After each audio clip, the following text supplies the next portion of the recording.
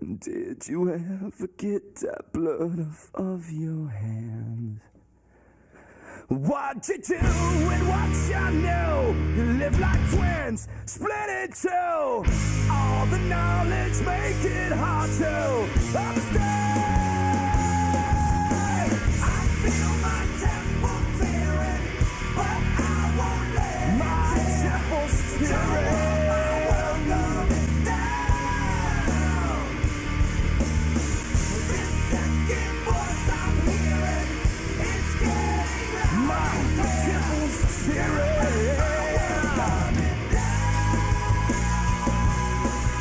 The heart and the mind will always collide.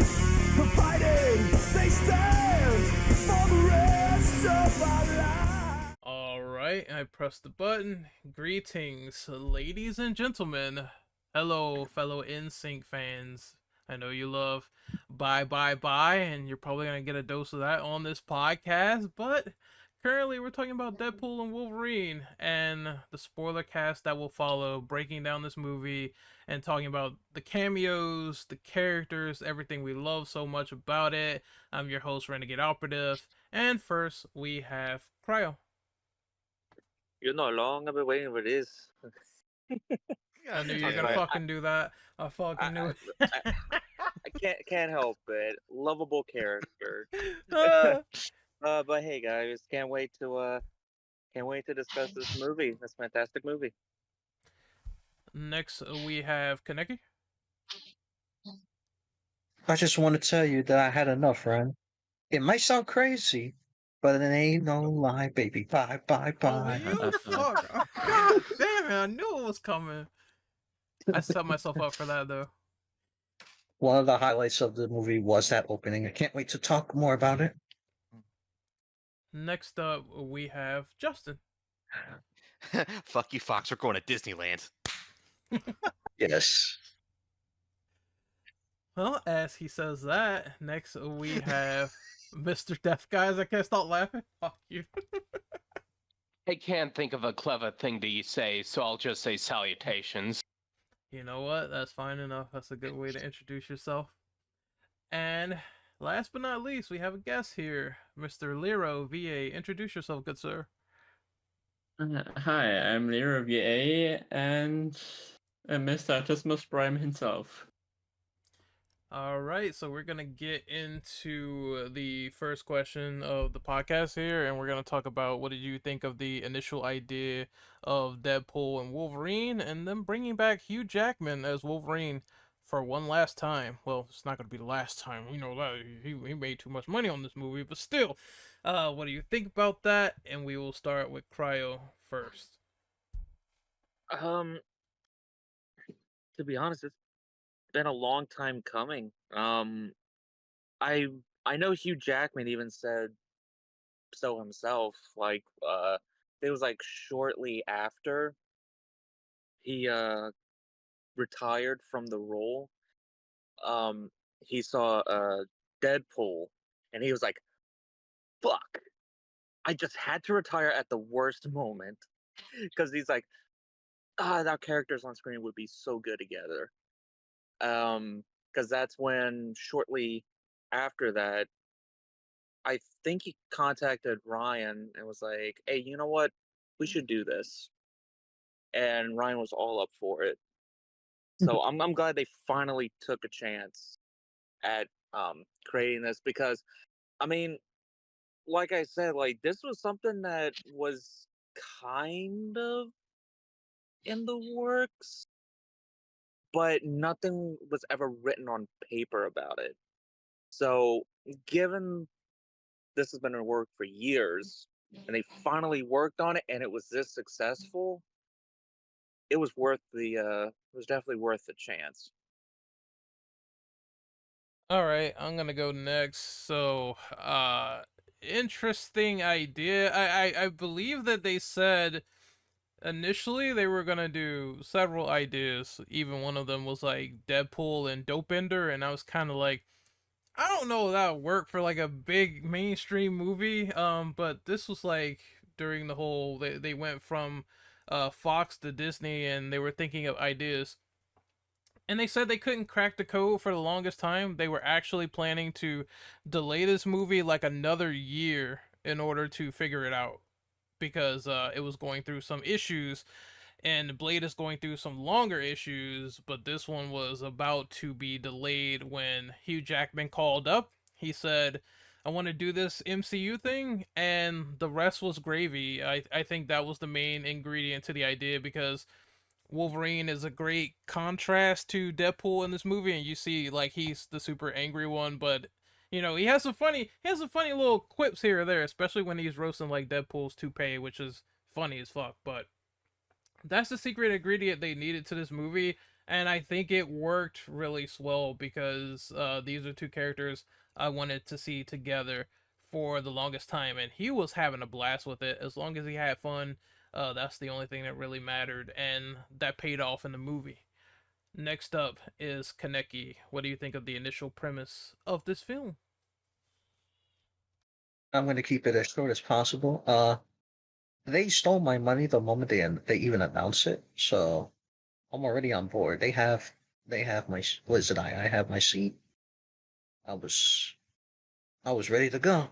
Hopefully, hopefully they can make this work with another team up movie with your friendly neighborhood spider. But yeah, I saw people saying that on Twitter. They really need to do that. I know it probably would be PG-13, but I still think it would be funny if it was Tom Holland and friggin' Ryan Reynolds, and they could probably, you know, break some rules and do some boundaries that way. I would be down for it, honestly.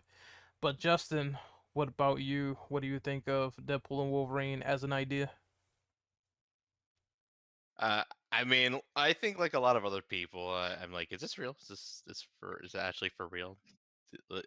Third Deadpool's like, okay, we saw that, and oh, Hugh Jackman.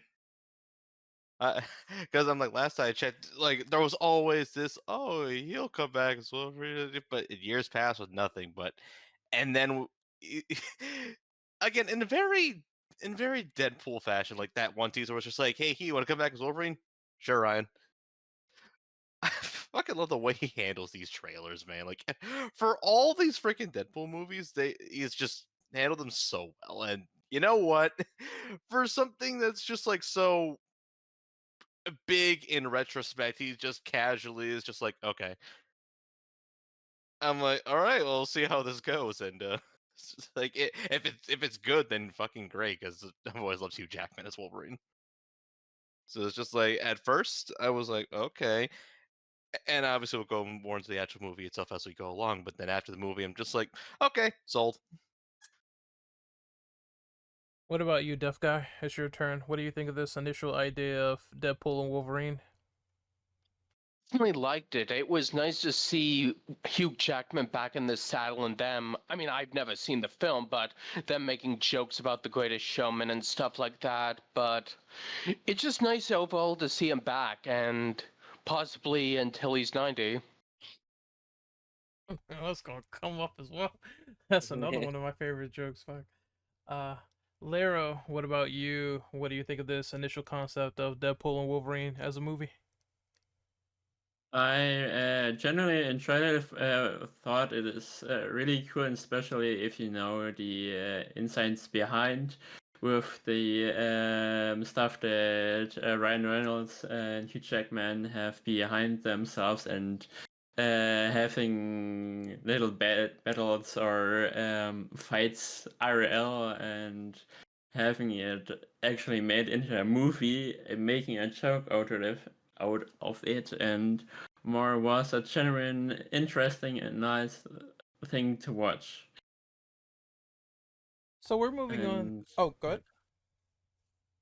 yeah, and just wanted to last mention the thing about Spider-Man and your thing, is that there could be maybe an idea about it, because there are also some comics out there that I only saw videos about it, and I think there's possibly a way that they can work with it, because it's Deadpool. Deadpool is a multiversal being, in some sorts. I think So the best way is because it feels like Tom Holland has been MIA for like a couple of years now almost. So it would be another $1 billion movie because we've seen interactions with Deadpool and Spider-Man in the cartoons and the comics. It's like Deadpool's like the crazy unhinged being, and Spider-Man's kind of like, I have all these personal problems, but I can also kind of quip and joke and make some, sarcastic clapbacks. So I think those two characters can also mix and meld together. And I think if they're going to have Ryan as somewhat of this executive producer, then it makes all the sense in the world to have like him and Spider-Man sort of go at it, as well as like even Daredevil and Spider-Man. I think people kind of want to see that for Spider-Man 4. But we're gonna move on to the second question, and this is asking: have you seen any of the previous Deadpool movies, and what did you think of the plot of all three, and Wade's character arc in this film? Did you think they ruined him, or was he handled well? And I'll go with Kaneki first. Yes, I did watch both previous movies before this one. Let me say to this right now, they did the character more justice than the initial character that they did almost. Mute Pool, from Ren's favorite movie, X-Men Origins Wolverine. Oh no, fuck off. He Remember doesn't that? even talk. Piece He of has trash. he's the merc without a mouth. They completely ruined that character. Oh man, listen. If it wasn't for whoever leaked that clip for when they was filming the first movie, if that shit wasn't leaked, then if people wasn't like asking for them to do a Deadpool one, we wouldn't be here today talking about Deadpool. Yeah, That character will forever be comics exclusive. and for the record, totally was not Ryan Reynolds. He had no hand in leaking it. Wink, wink. Aw, as he totally says, Uh, as he leaks the video clip on the internet, and that movie makes almost $1 billion. Fox finally caved in. Oops, sorry. I accidentally uploaded that trailer to the internet instead of my personal message trailer to the internet. Oopsie. Knowing Ryan, he probably would have put it on Pornhub or something. I would have done that. I would have been like, yeah, Pornhub, X videos. I'm trying to make a name for myself here. So, no, never mind me. God damn it. Oh no. Oh, like yeah. But Well, I think his consideration actually they handled it so well. It's like why we couldn't get this Deadpool from like the X-Men Origins movie. Why we had to wait till this long for it to happen. at least it's not the worst rendition. That's the best thing I can say about it. I guess I'll go real quick. So yeah, I think his character was done perfectly. I know some people was like kind of worried that they would ruin Deadpool simply because of the whole he's under the Disney banner now. So I'm quite surprised that they just let them go whole hog. Like you can swear, you can curse, but then there's that weird rule where you can't bring up cocaine, and I'm like, what? So they made a joke about it in the movie, and I thought that was also pretty entertaining. Like all the jabs at Kevin, the MCU, all that other stuff. This was a movie that needed to make fun of itself because Deadpool is that type of character, but also he's also the sad, depressed character as well, and he's still dealing with the breakup of his girlfriend. I know some people were worried about that plot point, but I think logically it makes sense. All because it's like I see that moment of Deadpool going through like a lot of heroism and stuff like that, and then all of a sudden he gets a little bit selfish. So he's like, I need something to sort of mitigate this midlife crisis, and I think that was one of the things where it's like you see he's really trying, he really wants to be a hero, but as Happy tells him, his head is like not in the right place. It's not there yet. His heart is, but his head is not. So as we go through the characterization of this movie, again, you sort of see that rekindle with him meeting Wolverine and finding a new discovery in life and everything else. So I thought it was done really fine. Could it have been a lot more fleshed out like Deadpool 2? Probably, but again, as I always said, I want to kick that Russell kid like down a cliff. So some of that kind of didn't work for me, but it worked better in this movie with him and Wolverine and finding an emotional bond.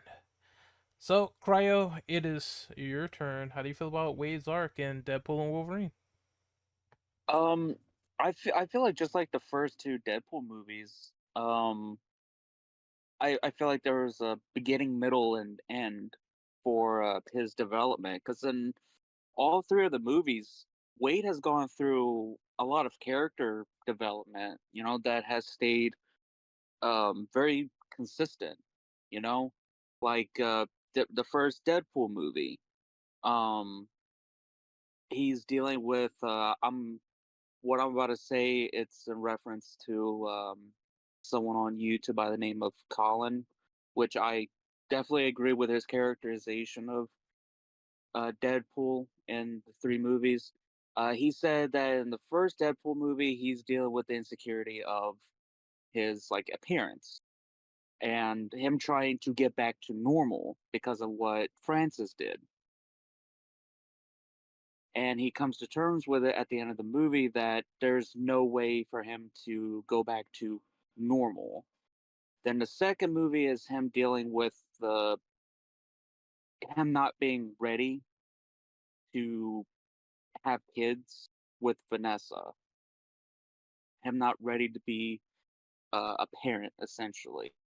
Then in the third one is him trying to find where he belongs because he's done a lot over the course of the two movies that he's like, okay, what do I do now? And he fell into a deep hole, and as a result, he lost Vanessa because he isolated himself from her, pushed her away because he was afraid of what she was going to say. That's why he even asked her, do you still love me? Because he's projecting.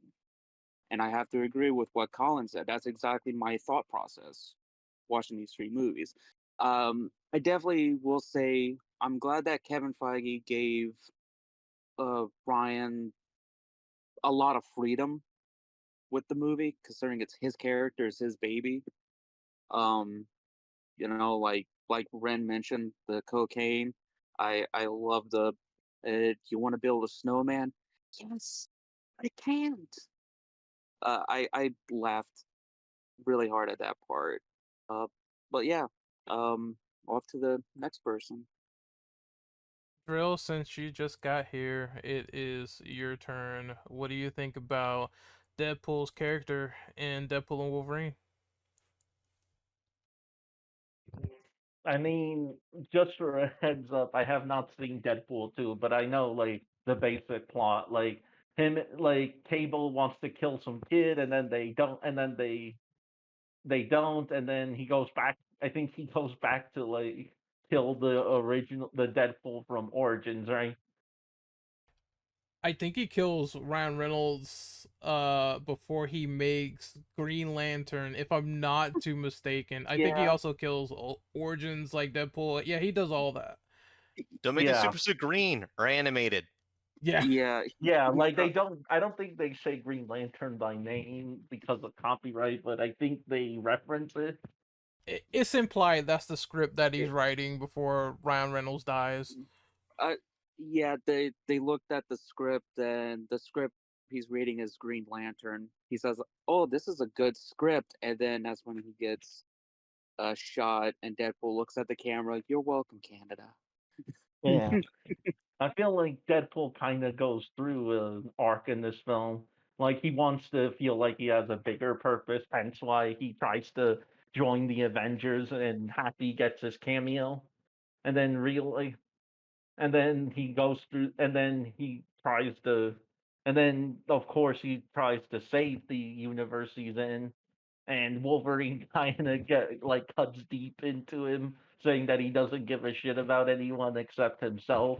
And then he realizes that he wants to save the universe because he has people he cares about. And then that's what lets him open up to others. So I always thought that character arc was neat. All right, so we're gonna pass it to the next person, and that is Justin. We'll say, yeah, I have seen the previous two Deadpool movies. I still to this day constantly quote the first one, as evidenced earlier. And believe it or not, from Deadpool 2, I constantly quote that freaking Bob Ross trailer because it's very, very Deadpool. But anyway, as for Wade's arc, yeah, just because he has quips and he's very uniquely thought doesn't mean he still can't have some kind of morality to the guy. I mean, how many times has he actually done good shit? Well, if you're old enough, and honestly you should be if you're watching this movie, a lot of people I think can relate to the whole they don't know what they want to do and they're just stuck and shit just happens to just not work and goes wrong a fucking lot. Actually, I'm just like, man, I shouldn't relate to some of the stuff here in a more realistic perspective, but I legit did relate to some of that stuff in a more realistic kind of way. And so I get where Wade was coming from in some of this stuff. I thought I was perfectly finely handled. I wouldn't be singing my praises to this movie if some of it weren't. But no, I literally thought. I mean, hey, if you're an adult and you've been through something similar to this before, you're gonna get it like instantly. And it's like, man, why is a Deadpool movie of all things just making me think? I was laughing like maybe 5 minutes earlier because of that freaking opening, and now here I am being like, damn. Why do I get this? And why I'm in this picture and I don't like it. That's basically the meme. It's like I'm in this picture and I don't like it. Fucking Deadpool 3 doing this kind of shit to me, man. Just Jesus Christ. Yeah, Like when you hit 30 or you're nearing getting older, the midlife crisis is real. Holy shit. But how old is Ryan Reynolds though? I forgot, really. so I'd say definitely in that range, if not older, I would say. Gotta be older than me because he's been doing this for quite some time. 47. So I guess that makes sense. He's almost an old man. Fuck. He's almost like crotchety now. Now, how do I? Oh, yes, I'll take from the past 10 years. There we go. Perfect. God damn it, Ryan. And that's what I have to say about. That's what I say about Wade's arc in Deadpool 3. Alright, Deaf Guy, it is your turn. What do you think of Wade Wilson's arc in Deadpool 3? Personally enjoyed it. I felt like all the Deadpool movies had like a mold to them. Like, one had the like girl can bring out the hero in you, two had everyone belongs somewhere, and three has everybody deserves a happy ending. And I personally like that. The fact that it has like these molds in a R-rated film like that, it just feels nice. And the fact that it was just a good film. Lero, it is your turn. What do you think of Deadpool's arc and character in Deadpool 3? I think that Deadpool is doing a great job with his things. Having watched all three movies, having the time travel arc in the second movie where he died protecting the kid, to be like, I can be one of the good guys and trying to show I don't need to always be the bad guy as always the people maybe looks to be, but it's genuine an interesting kind of character as Deadpool, and as Ryan Reynolds playing him especially. He is a special person to playing some characters and stuff. So I think that's a good point because I remember if you see the end of the movie with the credits, they pay tribute to some of the Fox stuff. And while this is like not a good movie, when he's talking about like X-Men Origins Wolverine, he says he always wanted to play this character and get a chance. Unfortunately, it was in a bad film first. Luckily, though, Yeah. due to the footage leak and them seeing the potential, they saw he could be a leading man and carry that on. Yeah, that took like another eight Yes. years. Honestly, the Mhm. story of how Deadpool got made is interesting because didn't it take like 15 years? I believe so. They also like on top of that they canceled the Deadpool animated show, and it's just like this guy could not get a break whatsoever, depending on what he wanted to do with this character. So it kind of sucks, but I say in the long run, at least it was worth it. So we're gonna move on to question number 3, and that is the Wolverine. And Wolverine is a prominent character in this movie, and what did you think of the different rendition of him where he filled his whole universe? I'm gonna have Cryo go first. Um, well, I want to add one point briefly to the last thing when you brought up how long it took. Sure, no problem. That's why that's why like at the beginning of Deadpool 1, he makes a joke about that saying, "I know, right? Whose balls did I have to fondle to get my very own movie? I can't tell you, but it rhymes with Wolverine." Just I love that little bit at the beginning because I'm like, he's not wrong. He did have to fondle the balls. But I feel like it just I mean, Wolverine is a tragic character to begin with. So seeing this, it was just one of those I guess same song, different dance. But the thing is though, for me personally, it just felt not a copy and paste of trauma for the character. You know what I mean? It added more layers to uh, the characterization of Logan, at least this Logan, and seeing him go from being broken and dead inside to having Deadpool, uh, grow on him, and then, uh, Laura, uh, having Laura, talk to him and basically saying, "Hey, you know what? My Logan, he was not perfect as well." That is what made him, change. Made him go like, "Well, shit, she's got a point. I believe her." You know. So I like the characterization. I I know a lot of people be like, oh, boohoo, same trauma and everything like that. I don't think it was the same kind of trauma, like the level of it. To be honest, I liked it for what it was. Um, but yeah,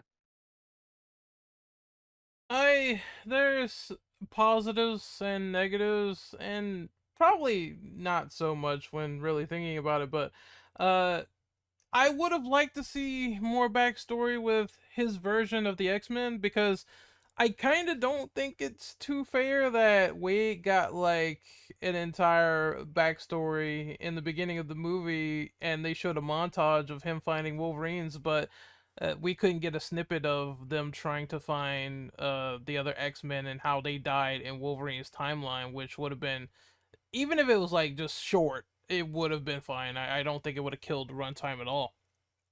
But the thing that I liked about this is, once again, I don't know why people are complaining that Wolverine was a tragic character, because that's kind of what he is when you really think about it. He's supposed to be about torment, and Xavier was trying to push him to be a good man, and then all of a sudden that's taken away from him because he decided to be drunk one night. It shows that even the X-Men can make, like, they can make one little mistake and all of a sudden it's all over. The humans come in, and I found it to be very interesting that what he did was he killed everybody. He said he slayed every single person, and the reason he wears the suit is because he uses that as a memory to remember the X-Men since they're dead. So it has some sort of emotional attachment, and he was kind of done before X-23 came in. And even though that was like he was like, I don't even know this kid or whatever, she resonated with him, and slowly but surely he started to care a lot more, despite saying "I don't give a fuck" like tons of times. So I think it was great personally. Could we have used a little bit more? Yeah, but as with this character, I think it was also good, despite missing that little bit of context as to what went on. And Yeah, I kind of wish they called Holly Berry back because she wanted to be in the movie, and I know people probably would have been pissed if that version lost all the X-Men, but it still would have showed, like, we had multiple timelines of those Days of Future Past where, like, if Wolverine loses the X-Men, he's going to go through hell to try to get them back or save them. Yeah, yeah. I was like gonna say it's probably a leftover of the film getting rewritten a bunch of times. Yeah, I, Like, didn't they want to do like a Kang like tie-in? they did, but they wrote that out because of all the stuff with Jonathan Majors. Like, how well would that have gone with audiences if they kept that? I think it just would have set up more of the timeline, but I don't think it would have been too big a deal. But again, considering they're writing stuff out, it's missing context. Also, what were you saying, Cryo?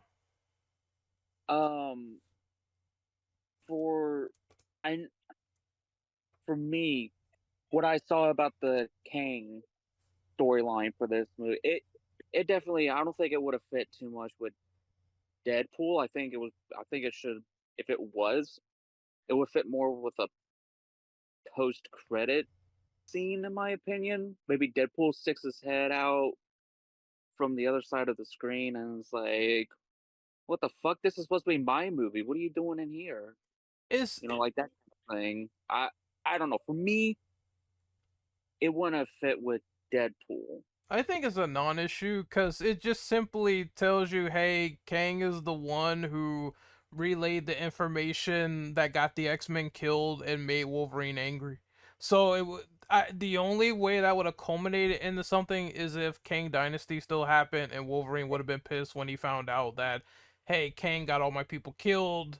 I kind of want some payback for that. Yeah, yeah. I mean, because I know in the story, what they chose was basically there was a um, human revolt against mutants. The humans killed the X-Men team, and Wolverine, in his anger and drunken rampage, slaughtered everyone there. It didn't matter who it was, man, woman, children. It did not matter to him, and that is why uh, everyone looked at him like, "What is he doing? What is he doing here? Is he gonna like go on another rampage?" And I think him also wearing the suit too, you said, he even said so himself, that it was a symbol of the X Men, the one piece of his old friends. The memory is right there with him, and as a result, he has to always carry that burden of what he had done, all because he went out drinking at the town. But Kaneki, what do you think of Wolverine in this movie? Probably my favorite Wolverine variant so far, and how he had a huge character development as the movie progressed. From drinking his sorrows after failing to protect the X-Men to uh, to now being a cool, chill guy with the man that forced him to do all this with him because of his world. Deadpool being that guy, that his world was in danger, and Wolverine is slowly starting to ease up, and they become best buddies. Yep, now he is in his world at the end of the film. But Justin, it is your turn. What do you think of Wolverine in this movie? it's not very often you see like a failed hero rendition, like just one that is just has pretty much nothing left in any way, shape, or form, and they're just either isolated somewhere or they're like he was in the movie, drinking away his sorrows. It, I, I thought again, I thought it was actually a pretty damn good take. Well, more in part because I mean, Hugh Jackman fucking killed it with this role. Like Jesus, like from beginning to where he's the angsty failed hero type, just freaking drinking down bottles of Jack Daniels and pretty much any other alcohol he can get his hands on. D- Dude, that man's liver, I swear. Like, I know it's the whole adamantium thing, but it's like, damn, Jesus. Why can't I be? Why can't I drink that easy? But I digress. Just seeing him actually develop as the movie goes on, as much of a burner as it is, because man, oh man, does he take a bit to actually get out of that part. Hell, even towards the end where he put on the fucking mask, I'm like, oh my god, they did it. They actually had to put on the mask. There's no fucking way they actually went this hard. They went that hard. I again, I love that they actually portrayed such an uncommon trope in media. Again, you can see a failed hero. I'm sure, by this point, people can name several examples, at least using both their hands. But compared to all the other kinds of hero films and shows, it really is not something you see very often. The scales on that is so skewed that when a failed hero slowly developing into the hero they really could be, if it that being done well is also just hard to do. So seeing Deadpool 3 do it right as well, breath of fresh air. So I'm gonna just say they killed it with that, and so did Hugh Jackman in the role. Deaf guy, what about you? What did you think of Wolverine in this movie? I liked Wolverine. It was nice to see the tragic hero and his backstory to eventually be revealed by different people, specifically X-23 at one point, and again to the, let me see, to Cassandra Nova about first they revealed that he let the X-Men down, but then she reveals that he was killing them one by one. Hope that made sense, but I just like how he was able to find closure and be accepted into Deadpool's universe, and that he was able to prove his worth. Lero, how about you? What you think of the Wolverine?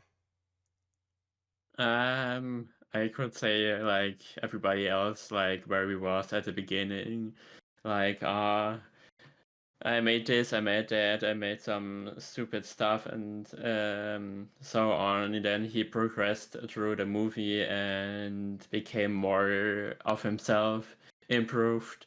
And one of the funniest scene, more or less, from my side is that when the where he was with Dogpool, with the multiple Deadpools, and they all shot at the other Deadpool, and he was just with the dog. Here, I have the dog. I hold him. You don't shoot, and they all don't shoot, and he can just walk without a scratch. And yeah, so I think he became more of himself. He improved, and he was more playing his, I guess, usual self. And yeah. Drill, did you go on this one? No, actually. Good. Yeah. Honestly, it's a great version of Wolverine. Kind of feels like they took some notes from Old Man Logan, where he's all depressed and just wants to live his own life. Even I'm pretty sure he was also an alcoholic in that one, or I could be misremembering. He's mostly super alcoholic in most renditions. Just this one is the worst one. It makes sense because healing factor, so he can't die of alcoholism. Not like It his also, liver can fail. yeah, it also takes a lot for him to get drunk as well, like a lot. Yeah. I thought it was like, yeah, you could tell like how bad Wolverine had gotten when he just didn't give a shit. He didn't even want to fight anymore. And then he just knocks out from just hitting himself with a bottle. Like he doesn't even want to fight anymore. Although I do wish, although he does, like everyone said, like he does go through a great character arc, like how he finally finds his purpose again. Although I wish they would have gone the old man Logan route and just had, like how he gets tricked into killing the X-Men, like by Mysterio, like do that. The funniest If thing is that anyone, we saw that as a variant. There was an old man Logan, like a legit comic accurate one with him in the wheelchair and the shotgun. damn, really? Yeah, Like I know they showed the one with the in the skulls with the Reavers. I know that from the comic. yeah, that Yeah, that old guy in the chair, that was legit comic accurate old man Logan. yep.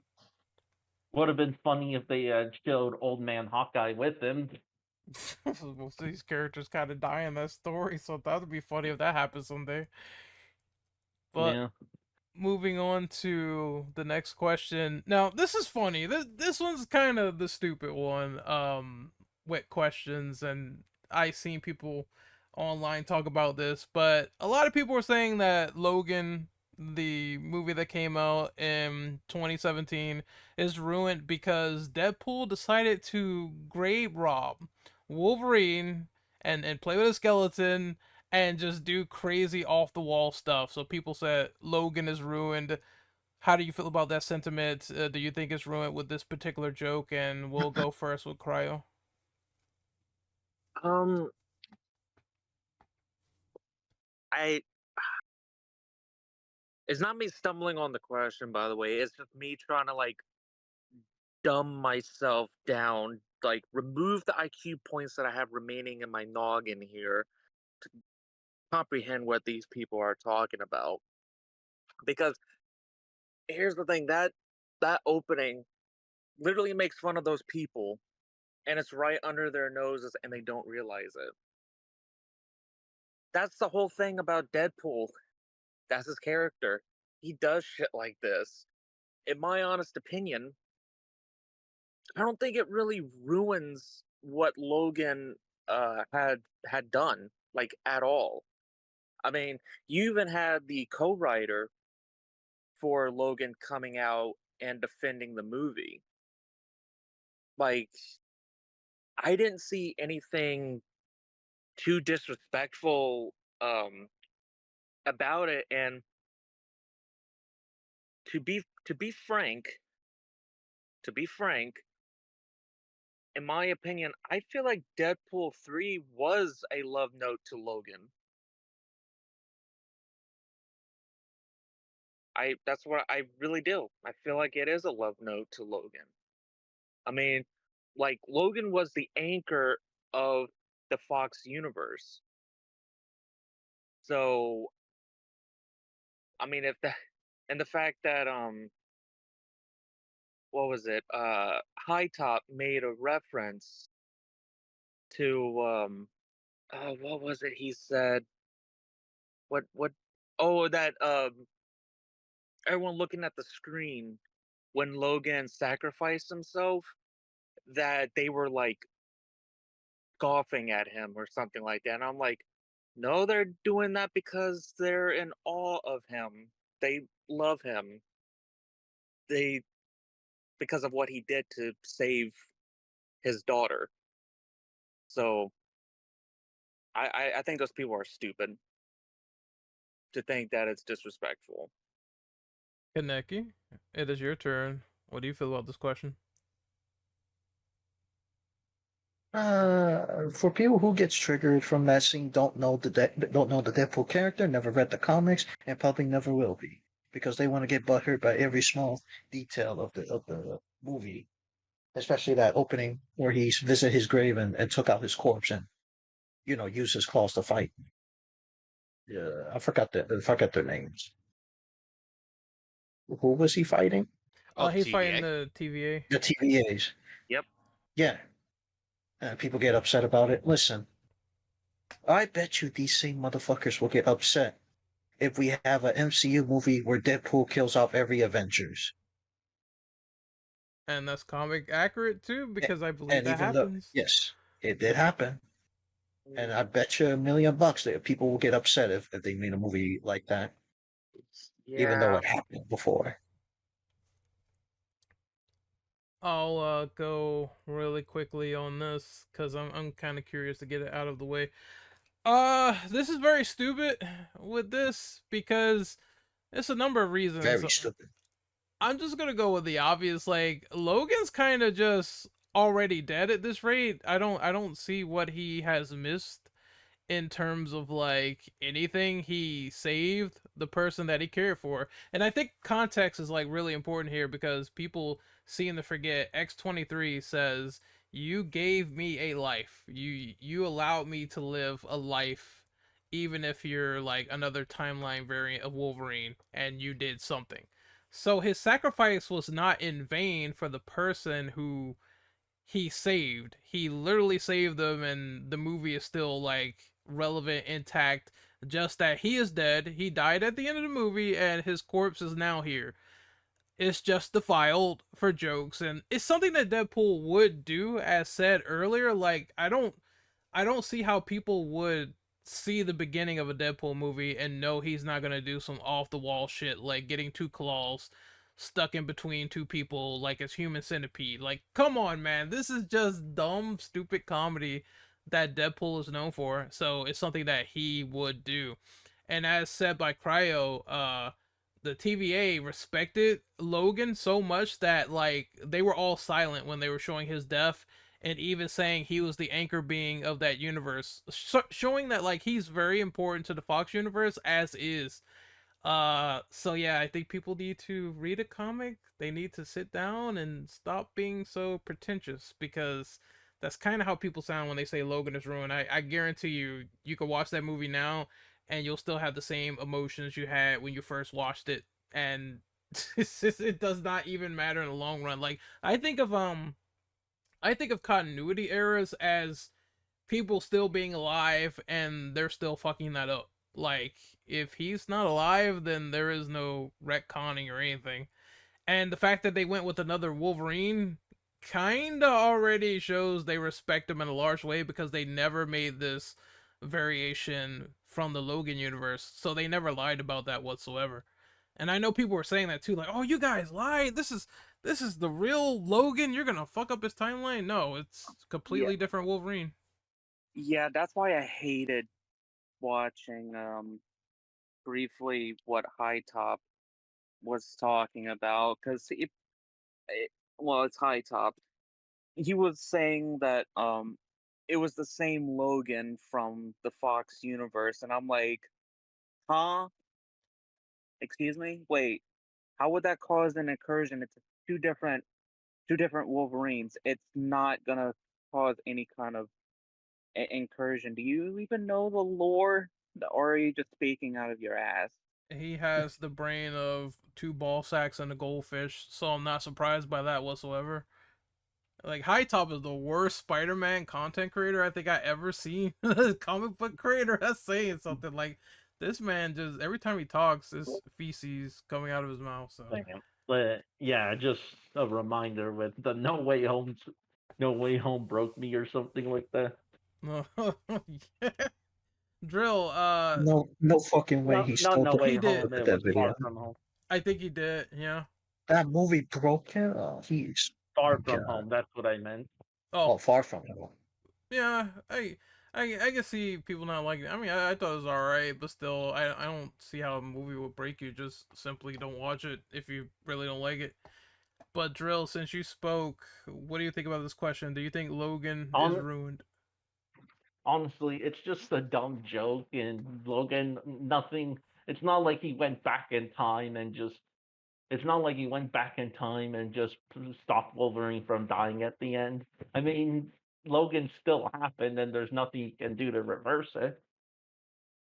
It was just a funny joke.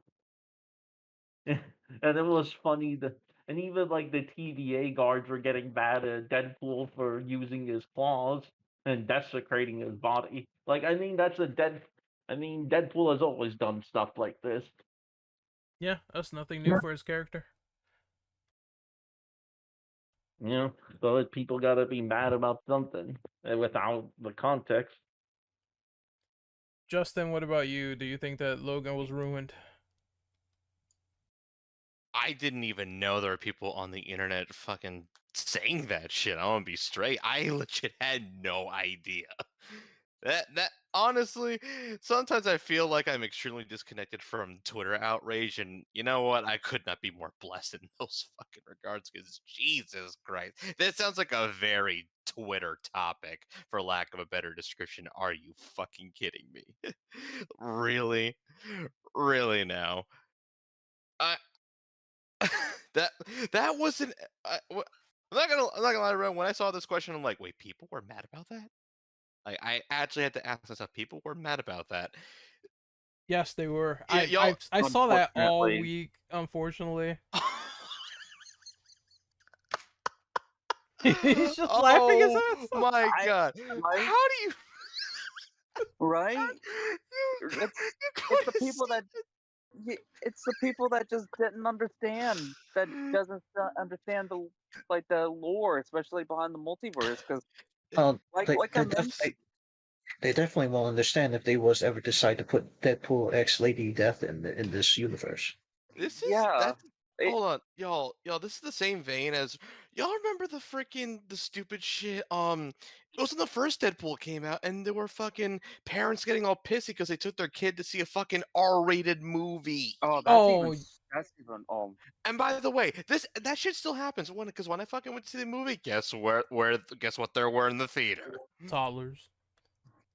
oh Kids, I saw children.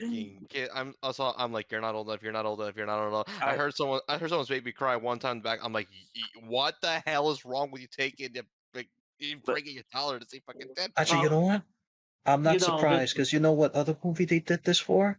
When the Halloween 28 remake happened. How is it? It's Michael Myers. Why are you taking your baby to the fucking theater? My I don't know. Like, God. this is not superhero related, but I think my sister told me one time she went to go see the first Omen, and during that one scene, you know the scene, there was a toddler there. Oh, come on. This is why I think the rating systems across media are fucking useless because no one ever reads them. Well, yeah, no Rating parent. systems are fucking useless. Yeah. I think parents just like close their eyes They're whenever they there see the as like a rating. legality shield, and that's it. That is it. mm, Uh, but Logan being ruined. God, what the hell are y'all smoking? Are you fucking kidding me? Like, again, ah, go back and watch the movie. You'll probably have a greater appreciation for it now. Thanks to this fucking movie, because like this op- th- this whole opening thing is probably like. I'll be straight. The opening Deadpool 3 is the most Deadpool opening of all time. So Absolutely. I'm like, oh my god. I'm like, wait, why? I mean, this is a very you thing, but damn, bro. I honestly like again that whole opening. I couldn't stop. I really could not stop laughing. I had to make sure that my goddamn popcorn wasn't coming out the other way. Like, holy shit. It's like, I'm like, like, A, very Deadpool thing to do, and B, let's not forget Hugh Jackman was probably also like, laughing his ass off through He was like during the actually. whole I sequence. I think there's footage of him watching the intro and he was laughing at it. So if the guy who was in the last movie did not find it disrespectful, I don't know what else to tell you. They Honestly, wouldn't it have just done it sounds if Hugh like probably didn't agree. So Yeah, honestly, it just sounds like comic book fans being a bit oversensitive. yeah, you're not wrong. Deaf Guy, what about you? Do you think Logan was ruined because Deadpool defiled his grave? Everyone else has been saying I'm surprised that people are thinking that it's ruined because that still was a memorable intro, like Wolverine using a metallic skeleton to kick the ass of several people. That was like one of my favorite action scenes that I've ever seen. And I guess just the whole, and with the whole bye bye bye, it sort of stapled itself with like Deadpool and whatnot, with like the song being put on, like saying, I'm not good with words right now, I'm sorry, but them putting from Deadpool and Wolverine on the Spotify and Apple Music song for Bye Bye Bye. Hope that was okay. No, that's fine.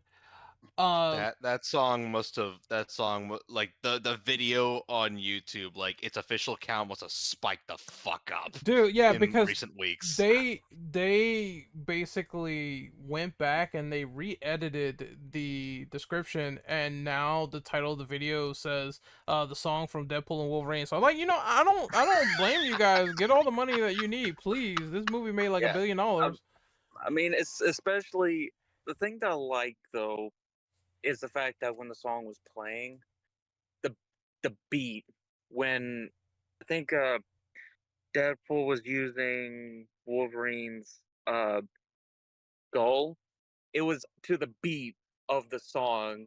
So bye bye bye, just bah, bah, bah, just fucking bitch slapping the TVA agent, and I'm like, oh my god, yes. I mean, I forgot like what the first movie used like for its song. DMX.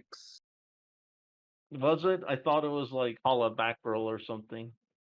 No, Maybe I'm thinking of another movie. Oh, I know what's yeah. It's- X gonna give it to you for the first movie. yeah. because then the second one was Mama Gonna Knock You Out. Mama said to knock But you out. Yeah. great tastes of music, by the way. Oh yeah. Rest in Always peace, good music in a DMX. Deadpool movie. Yeah. So Lero, it is your turn. Do you think that Logan was ruined? I think not, because like yeah, you took a crave out of someone's, not like it's in a video game the same. Yeah, maybe it's here and there a difference, but I think for myself it's nothing different. Because also, if you look at the side with the TVA and the multiverse, and then with the side of Loki, if you watch the series there, and just genuine have a bit knowledge behind all the scene, then I think it's just a genuine Deadpool right here, right there, digging a grave using his love-hate friend as a weapon, and just killing people, of course, at the start of the movie, and then just progressing through the story and more. So whoever is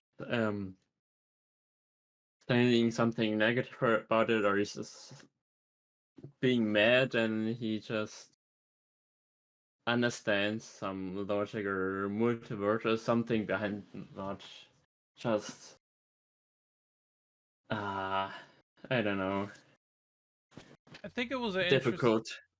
Yeah, I think it was an interesting way for them to use the Deadpool Wolverine variant, because they were going to put like a Deadpool variant that had the adamantium in his body. It was an interesting way to put it in there without it being OP and without it being nothing more than just a little joke at the end of the day. So it's something that he would do. I'm not sure why people get so upset about it, but we're gonna move on to question number 5. So this movie introduced a new concept to the MCU in general, and this is called anchor beings in the multiverse. This means that if someone dies that is important, their universe will slowly start to decay. What do you think of this premise? And we will go with Drillbit first. Honestly, I think it's a cool idea to explain the multiverse stuff. Like, it was at least it explained how like Deadpool's universe is dying off. And of course, it does bring up new questions with the MCU because I thought at first it was Iron Man who was the anchor being, but apparently it got deconfirmed, wasn't it? Yeah, I think so. I think Kevin Feige said that he's not going to answer that question, but there is an anchor being in the sacred timeline, as they call it, the main MCU, and we don't know who that is currently. Yeah, like speculation was Spider-Man, but didn't he die for a while? So wouldn't the universe had started to fall apart? I'm Although thinking it it's takes like decades. it takes decades, even more. My guess is they're gonna figure a way to speed that up to make the multiverse saga seem more dire around Secret Wars. Yeah, makes sense. And then of course it brings into the question of like the other universes as well. And like didn't they end up fixing the timeline because they got the other Wolverine to replace it? Yeah, I'm thinking basically Deadpool and Wolverine, they're kind of like the two new anchor beings of his universe. Yeah, makes sense. It seems like they're not just gonna forget about it. They're probably gonna reference it once they get the Secret Wars and probably reveal who it is. My bet is it's probably either someone like Spider-Man or Captain America or Iron Man. But since that got deconfirmed, it's probably just Captain America or Iron Man or Spider-Man. I mean, I'll go on this one real quick because I just wanna add on to what I said. So, again, I think it's one of those premises where they want to do this and sort of give a main character to each universe. I do think when you get to Secret Wars and Battle World, they're gonna simply say, "Hey, look, any anchor beings that die here, that's it. Your universe is gone. We found a way to accelerate this on this battlefield, so that's gonna be pretty fucking nuts if something like that happens. That means that, you gotta keep the team leader alive or else everyone dies. So I think they're gonna do something like that in the future, and that's probably what it's gonna lead to. As for who is the anchor being in the main timeline, it's either gonna be Strange or Spider-Man. I just know it because they said initially they wanted Doctor Strange to be the main character of this universe, and I'm just kind of like, whoa, what does that mean? And then they said the same thing for Spider-Man, like, whoa, what does that mean? Or it could possibly be both of them because you never know. We have two anchor beings already with Wolverine and Deadpool now, so it could be both of them. And if they both die, well, that's it. That universe is going to whittle away. So I think it's an interesting premise, and it makes us play a guessing game of who's going to be the anchor being of each universe, and how are we going to find that out, and how's that going to factor into future MCU. I think it's fine for what it is. I kind of like it. Kaneki, it is your turn. What do you think of anchor beings in the MCU?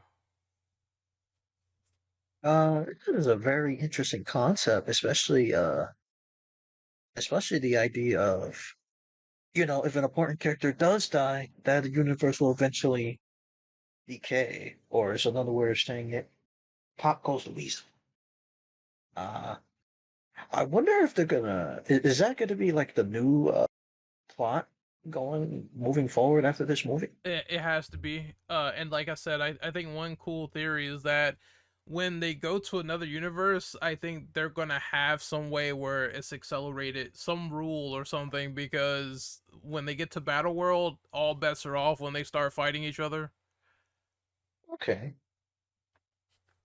I do like it. So it's very different. What about you, Cryo? What do you think of this question? Um, considering we're very close to, dare I say, the end game of the multiverse saga, um, it definitely it definitely does raise a lot of good questions. Um, especially like Secret War coming up. Like w- we all know Secret War will be the one ending the multiverse saga.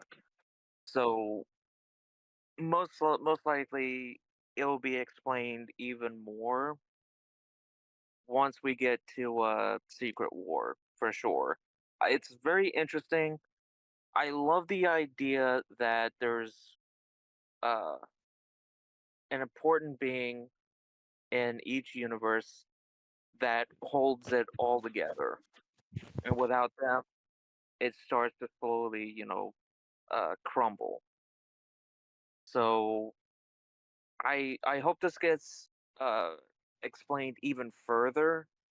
Um, it seems like to me, I don't know if it's just me, but Kevin Feige seems very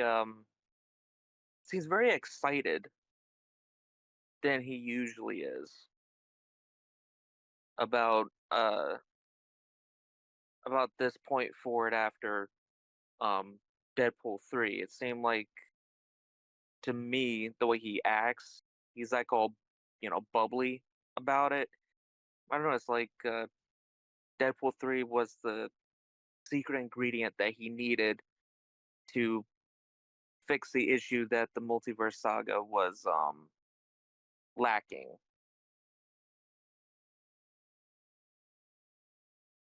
Lero, how about you? What do you think of the anchor beings in the MCU? I think it's a good or a bad thing at the same time. I don't know, because it has something to it, yes. For myself, I am not personally not that. How do I say this? I just think that they, I don't know. Yeah, an anchor point. Yeah, I think it's just kind of that thing of they want to get to a point where some of the main characters stand out more and matter. And again, it might lead to dire situations going forward in the future. Uh, maybe, but yeah, so I think it's one of those things uh, where it's like there for future reference and it makes each universe feel important in its own right, which they're going to kind of yeah, fight for in Secret Wars. but only if you then know. Yeah, maybe in the future it will be important, but as of right now, I think it's not that important, because maybe because just they introduced it, yes. It could lead to be important, but as of right now, I think it just everybody could be important if a specific person dies. I know the world is going down in 10 years, 100 years, because it's like withering. It's not like going down in like 10 minutes or something. But it could lead to something in the near future. And yeah, with the maybe ongoing war in the little shot of Deadpool and Thor meeting in a specific kind of way, was also showing something to have in the future. But as of my personal thoughts, I'm not sure about the anchor points, because from the either I haven't seen that much, or I haven't the infos found somewhere. But like in the comics or something, there wasn't any anchor points as of I know. So yeah, And it's something they brought up, and so much not a huge fan myself. in some Spider-Man comics, I know they call them Nexus beings, like they're important to the universe, but it probably worked a little bit differently. I'm supposing we've seen the thing with I mean, like, the time ripper, so that can accelerate timelines, and maybe someone's gonna get their hands on that technology. Doctor Doom. And maybe someone's gonna get their hands on that, and it's going to mean some dastardly things in the future. You mean like Nexus events, like on the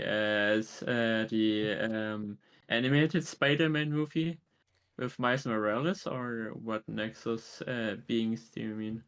Nexus beings are somewhat similar in nature to anchor beings, where it's like it's an important person, but Marvel did this in the comics, where it's like they were basically creations, from like higher gods, deities, things of that nature, and their creations were kind of like key milestones of the multiverse. If these people died, it meant instability for the multiverse, which is why the TVA finds anchor beings to be so important, because it shows them any temporal time changes in the multiverse, and that's kind of important. So it works similar, but it's a little bit different in the MCU because they didn't talk about the timeline withering and decaying away in the comics, but they are important. Okay. They are very important to living. So Justin, I want you to go on this question. What do you think about anchor beings? Uh, Honestly, it's an interesting concept to put into a multiversal sort of thing, as long as they just keep it consistent, because it's an interesting point. But also really super easy to screw up if they don't actually keep to their own rules.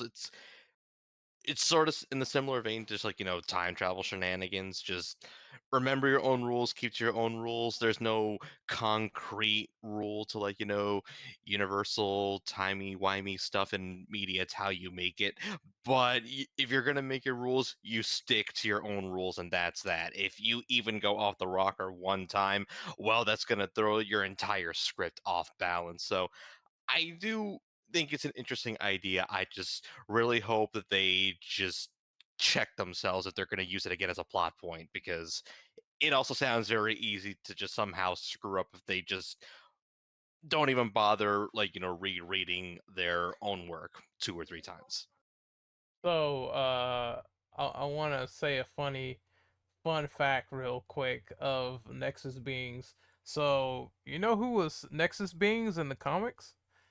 Apparently, a Nexus being was John F. Kennedy, Abraham Lincoln, Napoleon, Queen Elizabeth.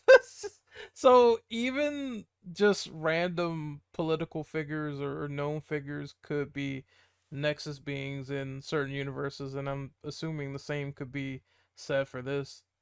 But Deaf Guy, what do you think of anchor beings in the MCU?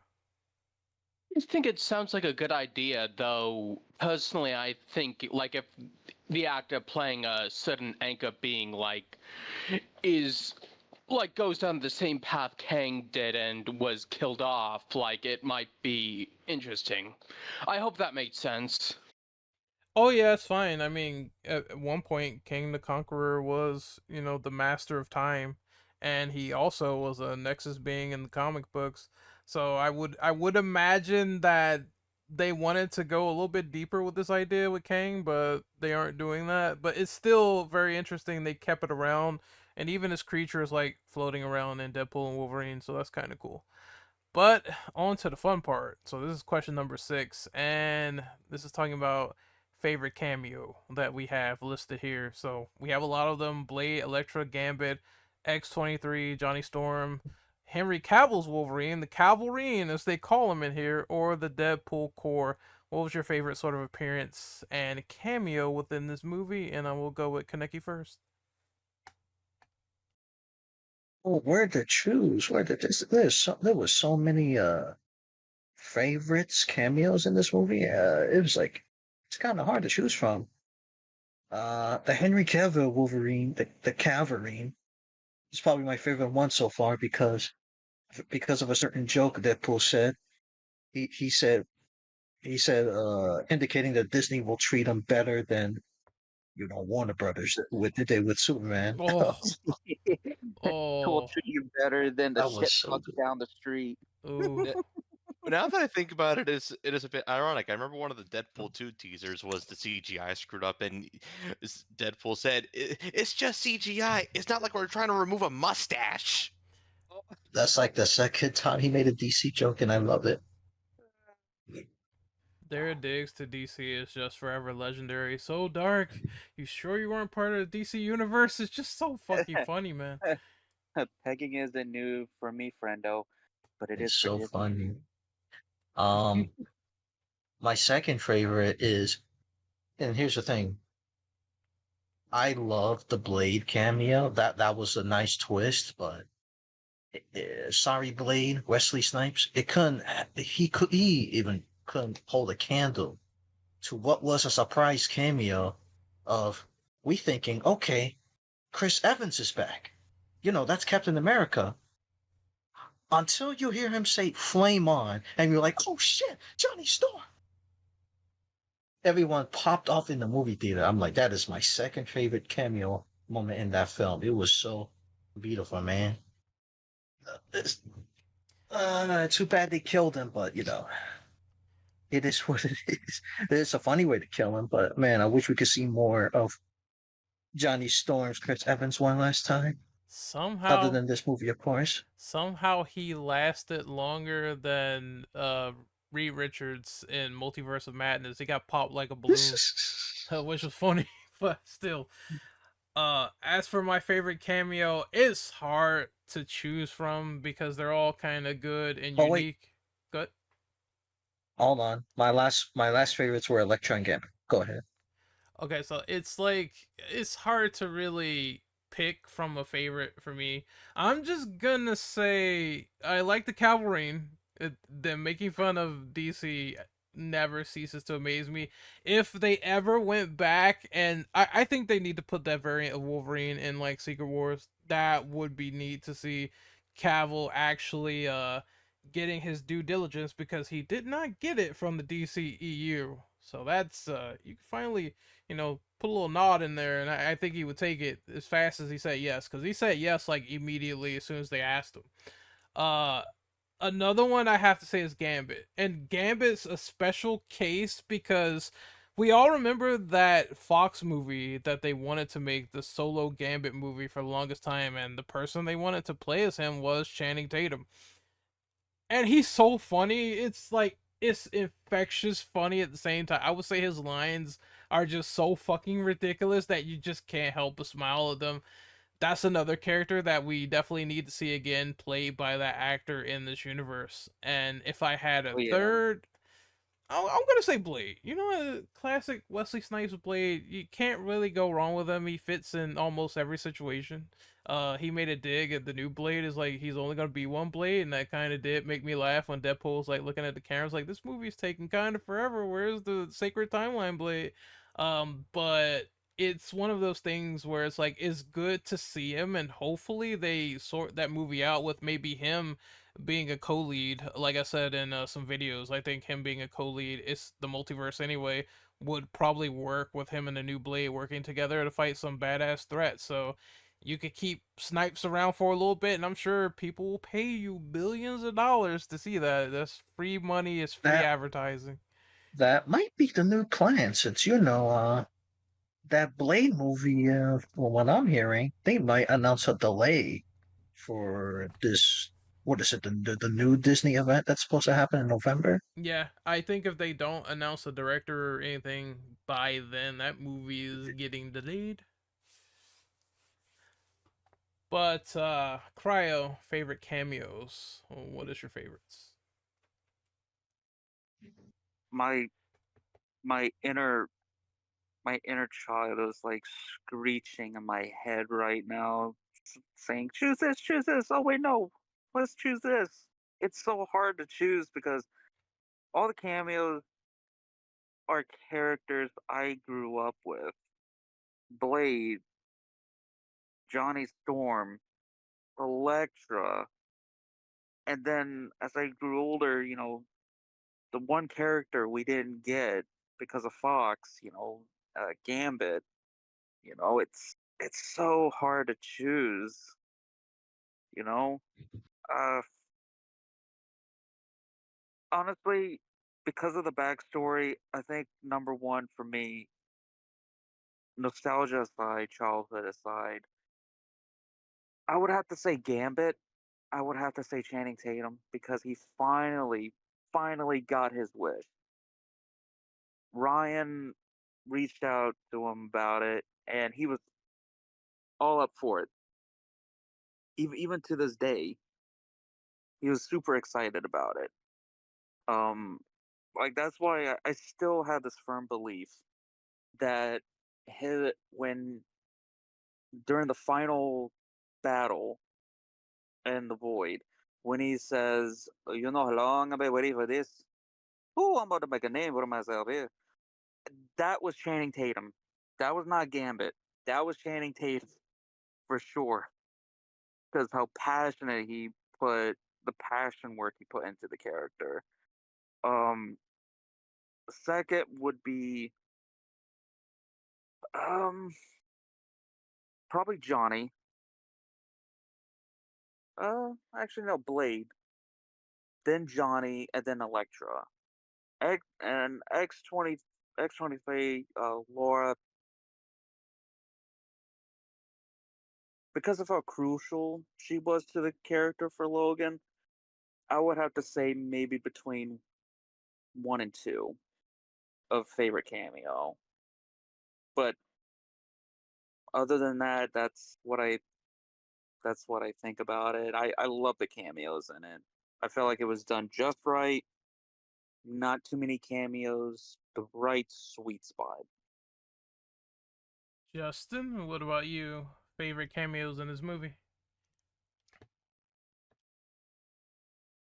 Well, that man made a name for himself right there. Let me tell you, I was not expecting Channing Tatum to be the Gambit. Yeah, I cannot believe. Holy shit! Let me tell you, when I saw him enter through the door right there, I cannot believe it was actually Channing. I'm like, holy shit! How long you been in the movie, bro? I need you to do something. And Do the buttery nuts line, please. Please. wait, fuck it.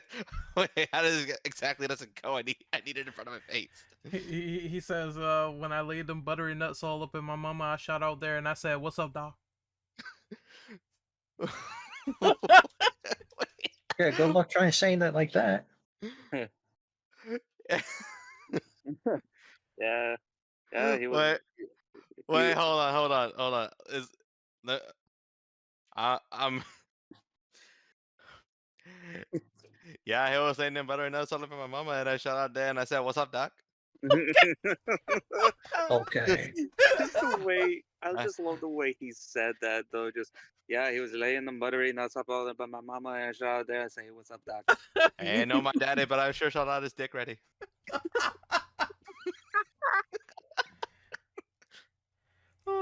That's the best part of the movie. I swear to God, like I love Deadpool's reaction. He is like, "That is," it's like that is just crazy.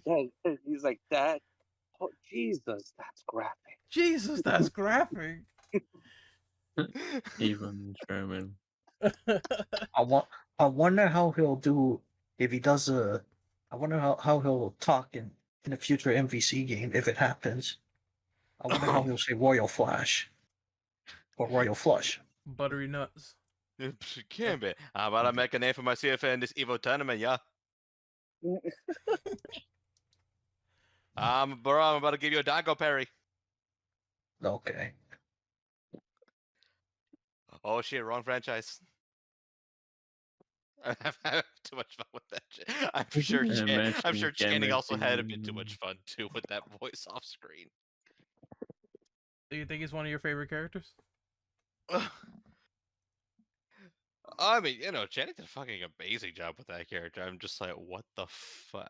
By the end of it, I'm just like, you know what? If they actually ever did resurrect the concept for that solo movie, it'd be like, oh, please be good, please be good. That's all I'm asking. Please be good. And I mean, like, no, everyone's right. Calverine. I didn't even know that was a nickname, but I love it. Calverine.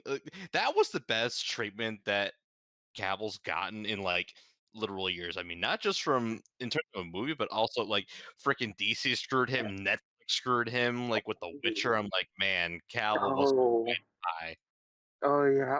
Oh man, I forgot to rate him too, just like WB forgot him. Oh man, Like, fuck Netflix for fucking I him over with The Witcher. So it's just like definitely better treatment than the shit fucks down the yeah, street. Calverine on my list, top three, because I love the jab that they did with DC. We'll treat you better than those shit fucks down the street. Yeah, it didn't last. It didn't last long, but he sounded pretty cool as Wolverine too. So I Yeah, would not mind if he showed up again. I You love were the just Mission. leaving.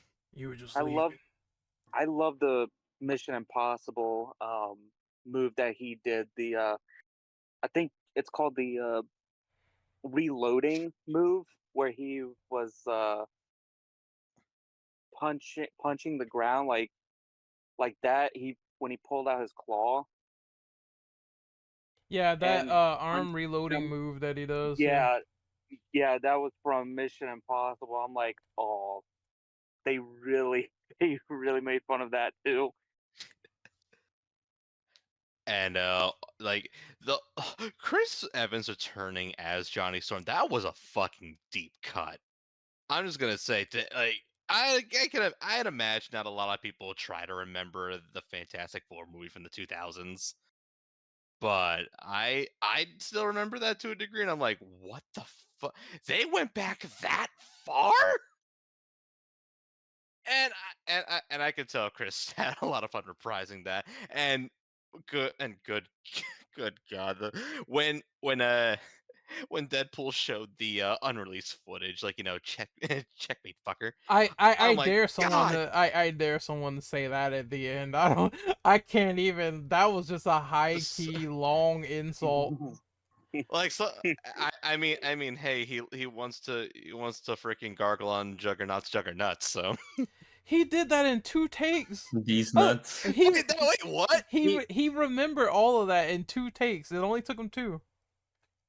He had a lot of fun, like Kevin Feige did when he could because of the press tour, he could finally say fuck. So he had a lot of fun being able to do that. Like, I could do this as Cap. Now I can go free. I can finally say fuck now. This is an amazing experience. Something about her sucking on a cinnamon ring. I was like, what the fuck is it?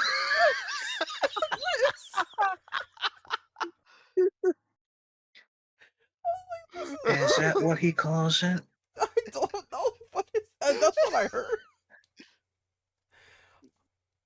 Juggernaut can joggle my juggernaut. So I was like, what? Okay. Juggernaut's Juggernuts. And the fucking crazy part about it is I didn't notice this at first because I was just too baffled by them actually getting Chris Evans of all people to say that shit, like, and from a script.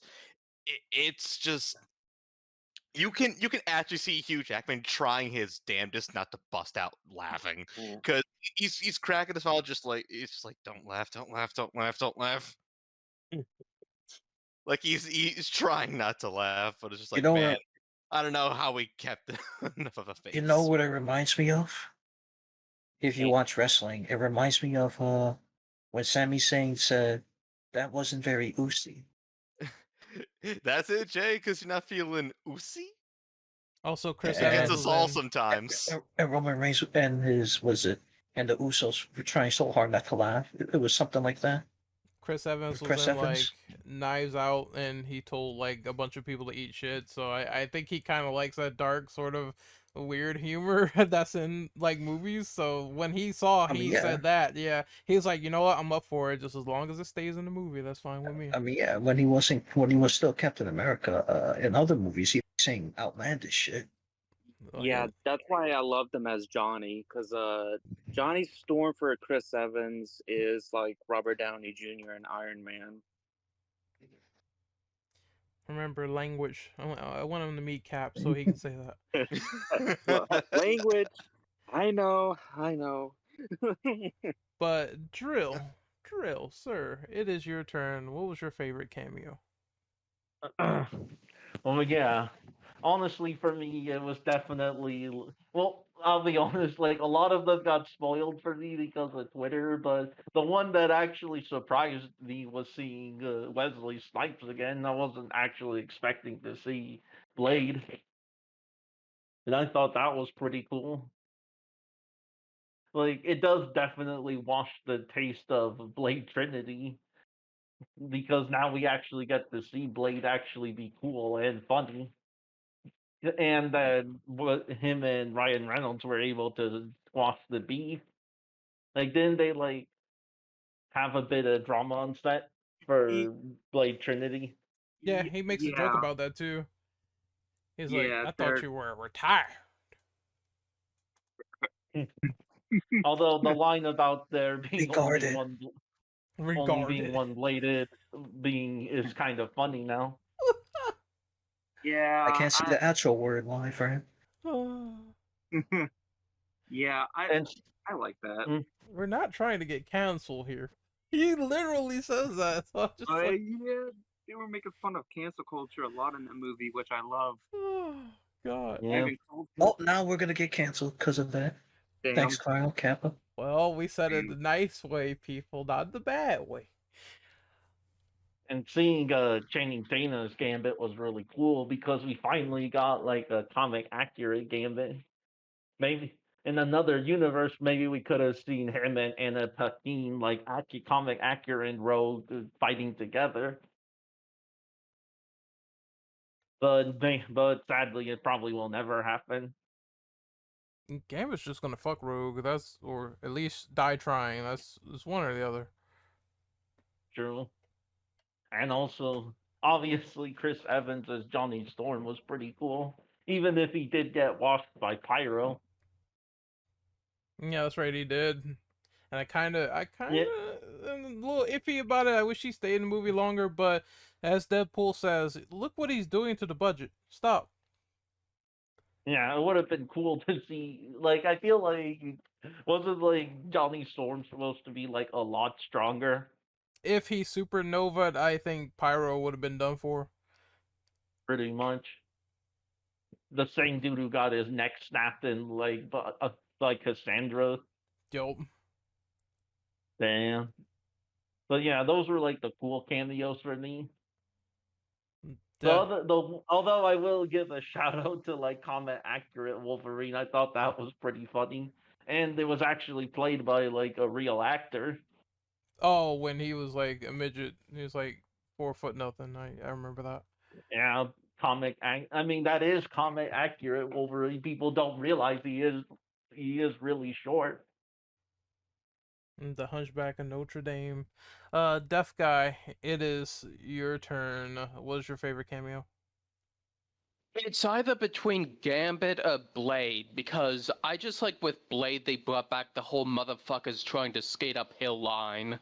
Yeah, And I guess with Gambit, like they've been saying, he's been waiting a long time for it, and he actually fell into a depression because he was unable to get the role. But it makes me happy to see Channing Tatum as Gambit. Actually, I had to do a double take since I was unable to see that much of the credits, like during the video package for with Time of Your Life. But yeah, I actually liked Gambit, and it was really nice seeing him compared to like Origins, at least IMO. Lero, it is your turn.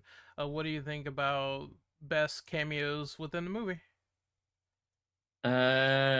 Yeah, I think what I personally like best just because I found out about it just a bit earlier, but only because of that was the Deadpool corpse, because I found it interesting with all the difficult Deadpools and the variants of Deadpool, the peaceful, the baby, the head one, the female one, and that Deadpool that really dies fast as meat shield, and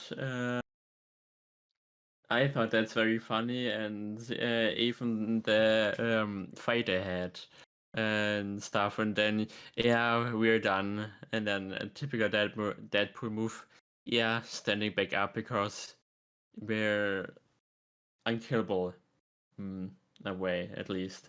And yeah, but also like the others told, I don't have to add too much. Gambit and the other characters that popped out and had a big role here and there, because I can't add too much from what they already said. There was a Deadpool variant that was a samurai Deadpool, but it had baby arms. I Yeah. remember seeing that. I was like, what the hell is? Oh Okay, yeah. then the Deadpool that was I- like the skull, I think it was Headpool. It's a bunch of them. The baby Yeah, one. I thought What that the was fuck? like The a peaceful Marvel one. Zombies variant or something. Yeah. Listen, I swear to God, I thought Deadpool was gonna shoot the baby. Oh, Jesus Christ. Nobody shoot the baby and nobody shoot the dog. Yeah, I'm honestly I like the cowboy Deadpool. He was pretty funny. Oh yeah, And how Matthew they McConaughey. Is no Yeah. one gonna talk about Tokusatsu Deadpool? Yeah, there was two samurai ones. There was a regular one, and then there was one with like baby arms. I was like, what the fuck is this? Oh yeah, because his arms got cut off. Yeah. and then it was Pete, I think, that helped them stop fighting. It's like, oh yeah, Pete's the most important for every Deadpool. Oh yeah, there's a Peter in it. Every Deadpool has a Peter. Oh, There was a Tokatsu Deadpool. I remember that. Holy shit. yep. Although That was nobody hype. meant although it is funny, no one mentions Weasel now for reasons. Oh, that might be a good thing. Actually, there was people upset that Lady Deadpool was a thing as part of that Deadpool core cameo. But Look, she looked like a Barbie version of a Deadpool, in my I'm opinion. surprised they didn't throw in Gwenpool as well, but I'm like, no one ever heard of Wanda Wilson in the comic. Oh wait, they don't read comics. Why am I asking that question? yeah, it's like she exists, so I don't see why people were so frustrated. I yeah. think she did her job. One other cameo.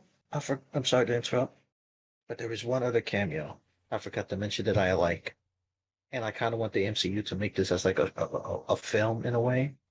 When are we getting Hulk versus Wolverine in live action? Oh my god, look, it lasted for about at least 10 seconds, but I need this movie to happen, and it needs to be R-rated because It needs to be like that animated short film. the animated Well, one was so violent and brutal. I love it. which Wolverine was it that has like the brown outfit? Forget what it's from. It's Uncanny. Uncanny X-Men. Yeah, that was like Uncanny Wolverine, right? Yeah. Oh, Yes, I want that. listen, that scene lasted just as long as I did in my pants. What the fuck? Okay. All right then. Yeah. That was a TMI. Yeah, like then. some of the cameos are so short you might like blink. You blink and then miss it. Like the Wolverine with the suit.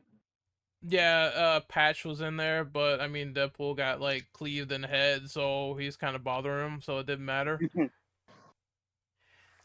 But we're moving on to the next question, kind of a follow-up on cameos. So Sean Levy said something like he didn't put way too many cameos in the movie because he felt like it would ruin the story of Deadpool and Wolverine. Do you think he's right or wrong? I'll let you go first, Crow. Well, I guess I sort of answered this with the last question, but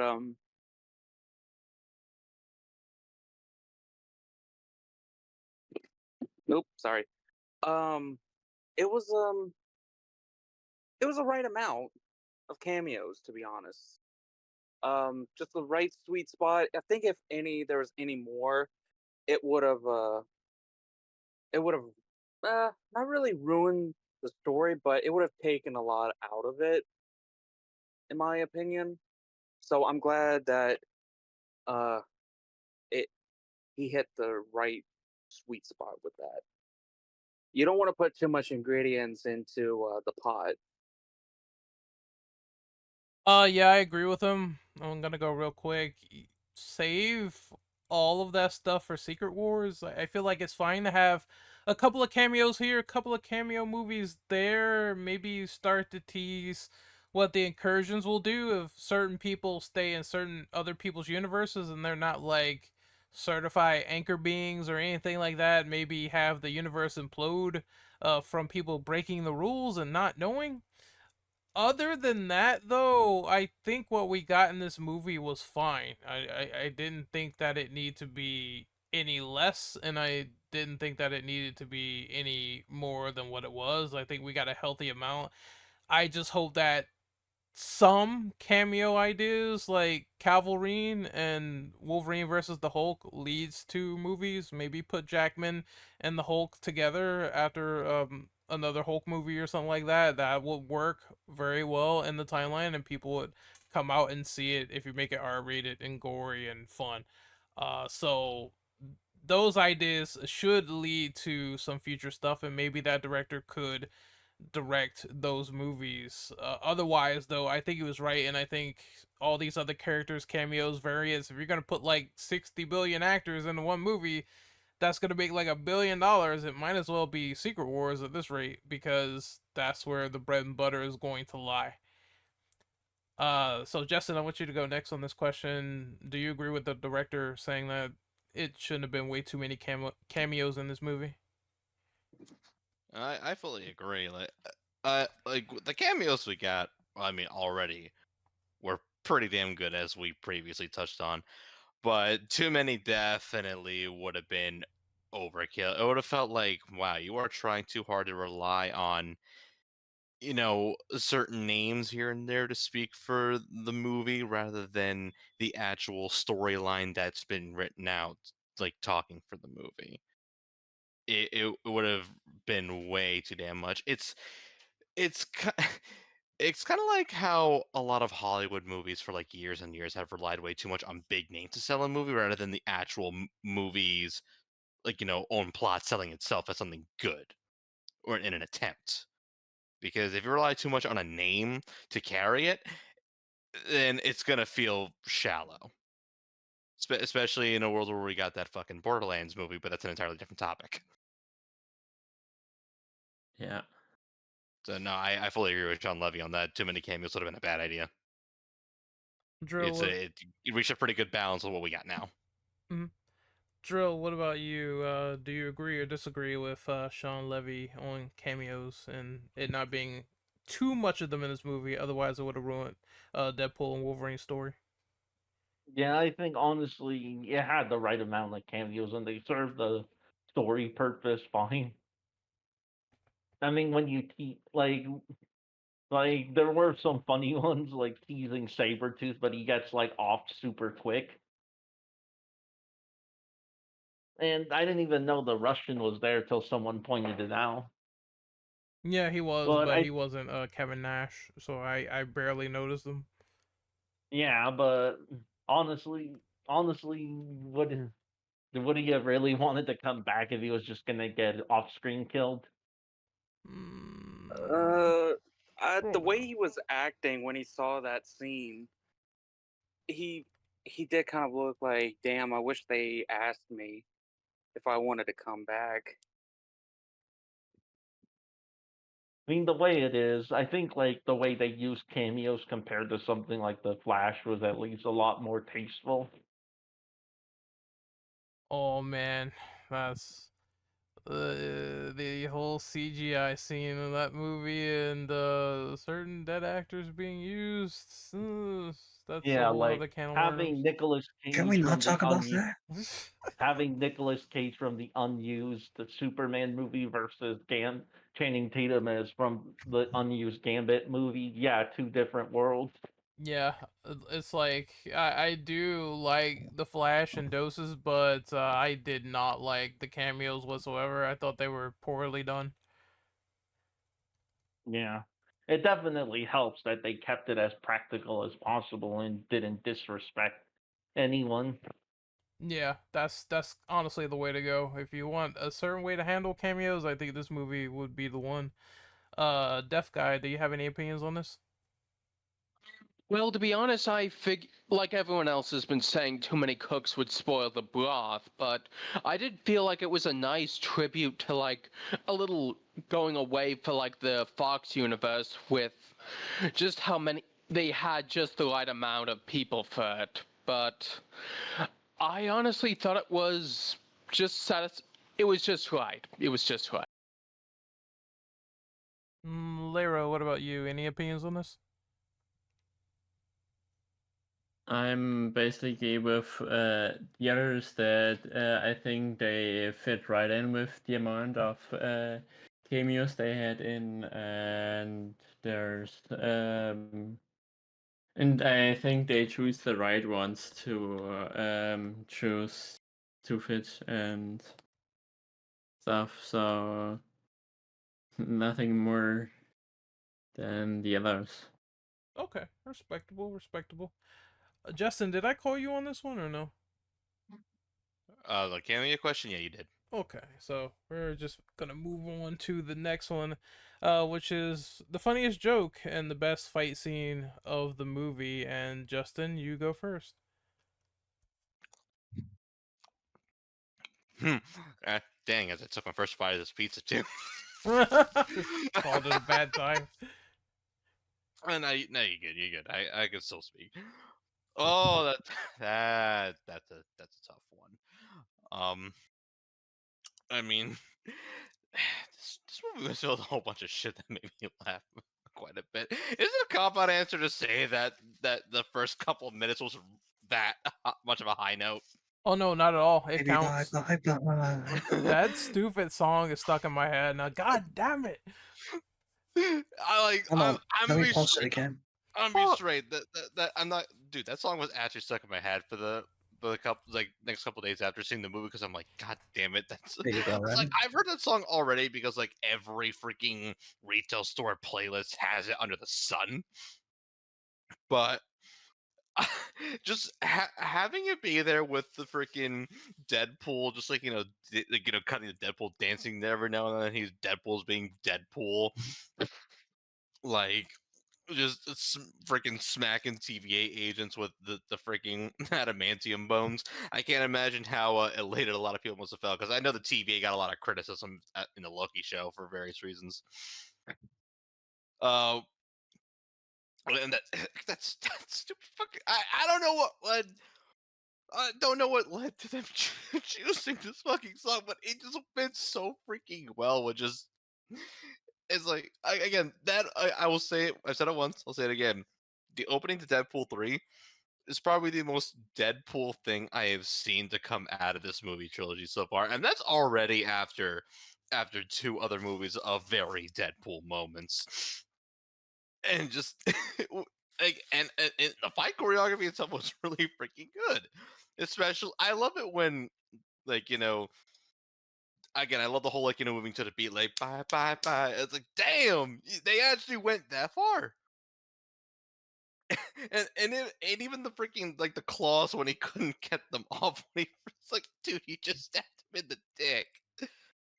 What the hell? What the hell, Deadpool? And there's also just too many other good jokes to choose from. I mean, how many times did shit fucks down the street? Fuck you, Fox. Or I'm going to Disneyland. Like man, uh, he said in the first movie like fourth wall break and a fourth wall break. There's not even a fourth wall anymore because he literally headbutted the damn thing. Now I lost count how many times I had myself a good laugh throughout the movie. Because, good God, you can clearly tell that, unlike two movies ago, he definitely had way more of a budget. Because we're not with Fox anymore. The shit heads down the street, so it's like here's actual money to work with. And my God, did he freaking use that money? Well, fun fact, it's relatively around the same-ish budget that the first two Deadpool movies had. Ryan refused to accept Disney's double budget offer. Really? Yeah. He Okay, didn't. He didn't. I guess he just managed that money pretty freaking well then, because it felt like they had more to work with. I think he said he didn't want to go too much with a high budget because the low budget aspect of the first two movies, and with how much money it also made in the box office, it was a good balance for him. I think one also has to look at kind of how this movie shifted between production and the stuff that Bob Iger is doing currently, where he's like, yeah, I'm trying not to spend way too much money as I used to on the MCU movies anymore. So I guess it's a whole, you know, cavalcade of that, but eventually, I mean, they made like triple the amount anyway, so it really didn't matter. That's why I only ever see the two of you at the studio couldn't afford another X-Man. Yeah. So I'm gonna go with like favorite joke and fight scene, I guess. So my favorite joke in the movie is tons of them. I just cannot list. I think a real funny one is the beginning where he's talking to Happy Hogan and he says something like, I like to do smasturbating, and he's like, what's that? It's like, well, it's when you take two toy Hulk hands and you take them and you ravish the midsection. I'm like, what the fuck? It's like, okay. um it's just the crazy off the wall stuff that Deadpool said in this movie. Like he was like the Honda Civic Fugs when he was in the car, and then he called Wolverine a needle dick. Wolverine saying, "Oh, you didn't kill him. That was just murder. You dumb fuck." It's just I like Hugh Jackman's like really dry humor to Deadpool being like completely stupid. Him reacting to it is really funny. Fight scene that I like. Okay, I'm gonna sound typical here, and I'm pretty sure that might be the answer for a lot of people, but them fighting in the car, I thought that was ingenious because we rarely see people fight in cars, so that choreography has to be like just on point and make sense. And I imagine that took like a lot to get done, but for what it was really good. From Wolverine laughing that he stabbed Deadpool because he can't do anything with the blades in the car because the katana's too long, so he can't really hit him with it, and Wolverine just has the advantage at that point. That was really good as well. Don't forget that he mentioned to Deadpool of him fucking up a relationship with a stripper, Yeah, he did. He said which is known God as Vanessa. you couldn't damn. even maintain a relationship with a goddamn stripper. I was like, oh my god, I'm gonna fight you now. that's Who are you? And they That start was a good fighting. scene too. That was a good scene. That was funny. Yeah, it took me a little bit by surprise because, I mean, it's so rare we see Deadpool dead being silent. super serious. Yeah, and his voice too, the seriousness. He was like, "I'm gonna fight you now." Just that serious tone. I'm like, "Uh-oh." Yeah, it's like you rarely see that. So as soon as he said, "I'm gonna fight you now," Wolverine's like, "Oh, really?" Then he just punches him. I was like, "Oh my god!" And then it just starts going wild. He starts punching him back, and it's an absolute crazy fight And they scene. fought all day, all night. Because they have healing factors, they could fight whenever, as long as they can. Wolverine got so tired of him that he wrapped him up in the car seat because he can't die. So he's just like, "I'm just gonna leave this guy here all Well, tied up." well, it's even sadder when you realize the fact that because they played a scene Mhm. towards the end, he when he got thrown out of the vehicle, he Yeah. found the picture. He found a picture of Deadpool and his family and friends, and he kept that. And apparently, people are saying that that's why he tied him up at the end. Oh, so he can give him the picture back, or Um, it's something like because didn't want to be alone. oh yeah, Character development. yeah. and Yeah, when and he the saw that X-23 image. speech kind of helped him. Yeah, exactly. Yeah, exactly. He saw that image, the picture again, and he's like, "Oh," he's like, "Damn," and that's why he tied him up so he couldn't go anywhere. Just a great movie overall. So Drill, do you have any favorite lines or fight scenes? Oh, I mean that's the tough one because there are so many great scenes in it. and so many funny lines. Like obviously the Gambit meme line is still one of the favorite ones. Buttery nuts all up in my mama. Hey, what's up, And Doc? I said, "What's up, Doc?" And and also everything Deadpool says in the beginning was pretty funny. Like how, although the one joke I missed that I wish they would have kept is the one in the diner where he's like, "You look, it's really hard to eat with you with the mask off." I wish they kept it. It was funny. Yeah, I don't know why that was cut. It's like I it's guess super because hard he to eat. called him ugly. I Yeah, guess he called him ugly before, so it would have been redundant. yeah, it's super hard to eat when you're wearing it. Well, it's super hard There's to eat when you're not. 206 bones in the human body. But 207 if just I'm watching Gossip Gossip Girls. Girl. Which, fun Nah, fact, Blake Lively was in that show. So he's like, yeah, I get to take a dig at my wife. All right. Pretty much. Anyone else have any favorite Oh, jokes, fight but the scenes? best, Oh, good.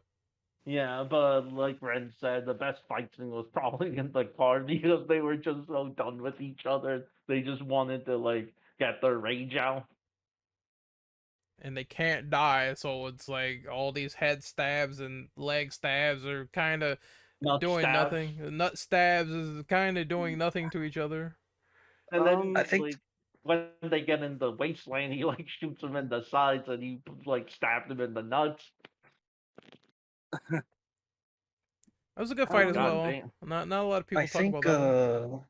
I think my other favorite joke is the Blade one, to where what was it when Deadpool said he thought he was retired, and then he said that word that I can't say, but it was funny. He's regarded. Yeah.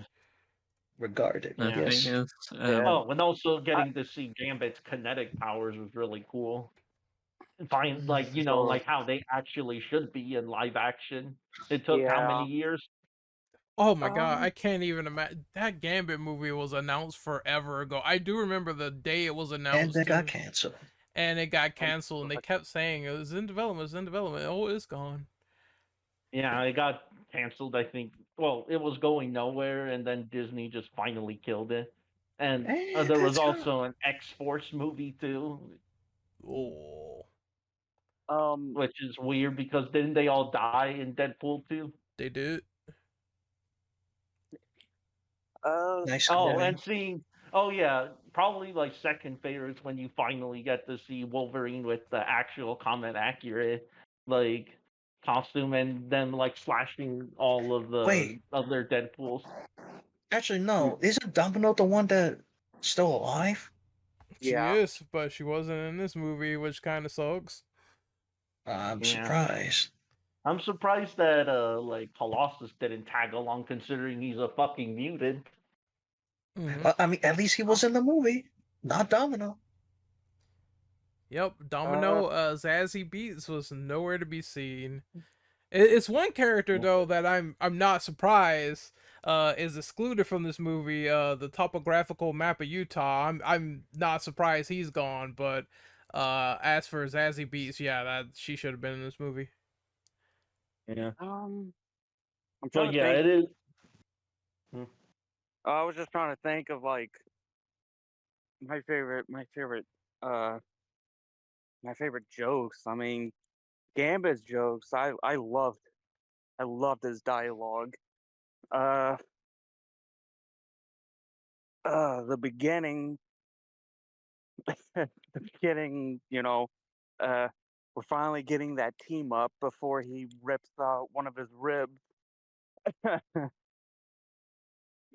Deadpool talking about how he wants to have sex with the TVA guard at the beginning, where he says, we're gonna do this and you're gonna be the bottom Oh, or something like that. I was like, what the hell? oh, I think it's because of my humor, but Mm. the scene where he's getting tailored and he's getting fitted into the costume and his ass and crotch keeps getting like handled. It's like you It's have a like, good okay, make tailor, sure but you- he might be a predator. Oh yeah, I- he's like, your tailor is a predator, but that's okay. And I'm Yeah, like, I was huh? wondering why they kept showing the ass and crotch shots like 3 times. And then isn't Uh, that same guard then lust over Wolverine at the end? When he got fucking shown his abs and shit, and then Deadpool's like, "Put your fucking clothes on." I'm It's done. like uh, put some oh clothes yeah, on, you preening slut. oh yeah. Um, but yeah, I don't know. It's hard to say what was my absolute favorite joke. A lot of them had good jokes. A lot that landed. Fight scene though, ooh, it's a tie. The car scene and the void in battle scene. I liked both. It was nice seeing Gambit fighting, seeing him put those cards to work, seeing Blade kick ass, Elektra and Lara.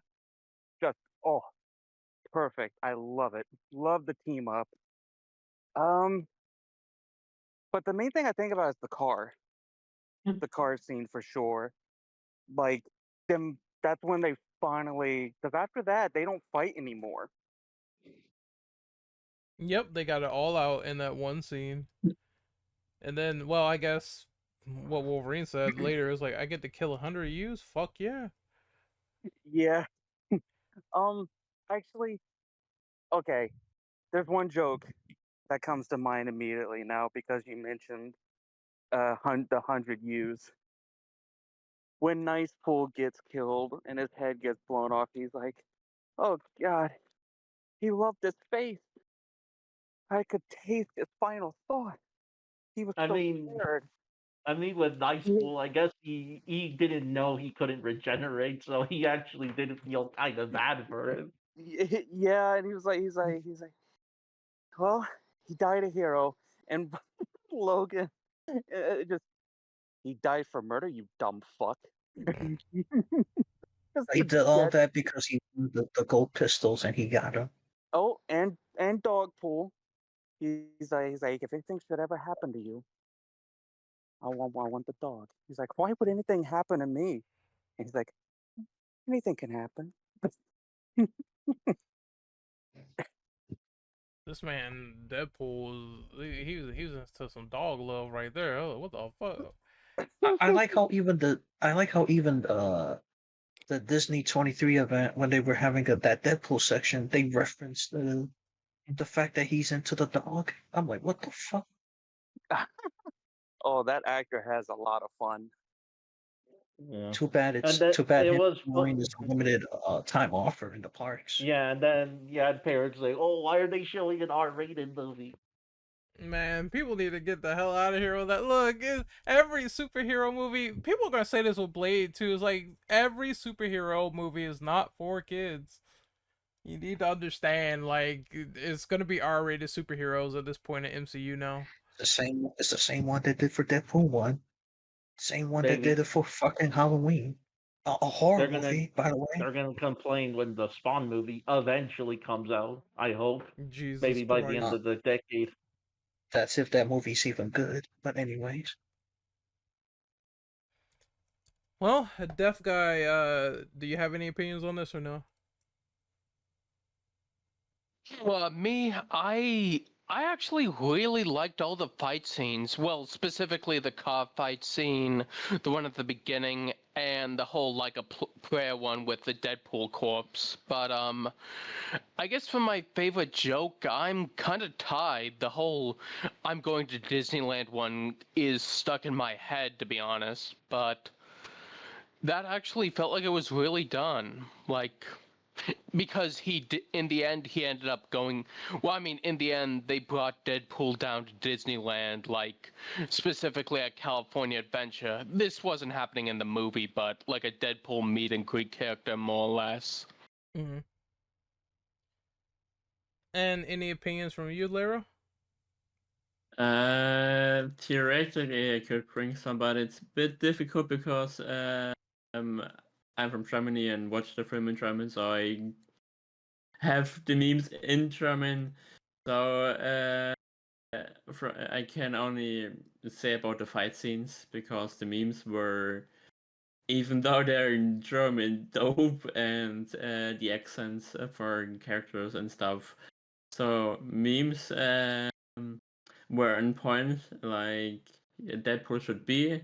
And my favorite fight scenes were the at the beginning where he was just playing with the corpse with the bye bye, even though it's not a new song, and the Deadpool corpse fight that I liked.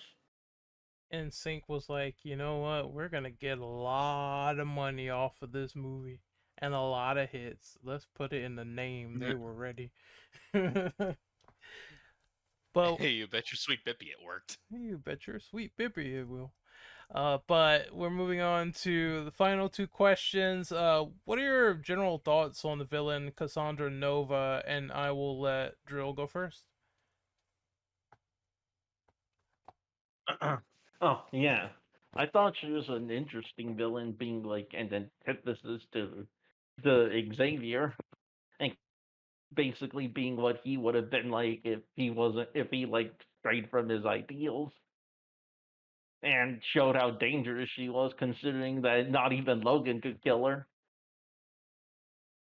And she was putting Of like her course, hands through people as well. That's kind of just a little bit icky, in my opinion. yeah, like manipulating them and trying to get really inside their head.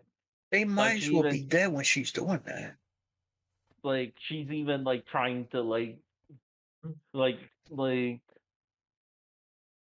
she was trying to take advantage of Logan's sorrow, saying that she could free him, even though she did try to kill him like a moment ago. It's like, why not just have this powerful being on my side? So I'm gonna use him.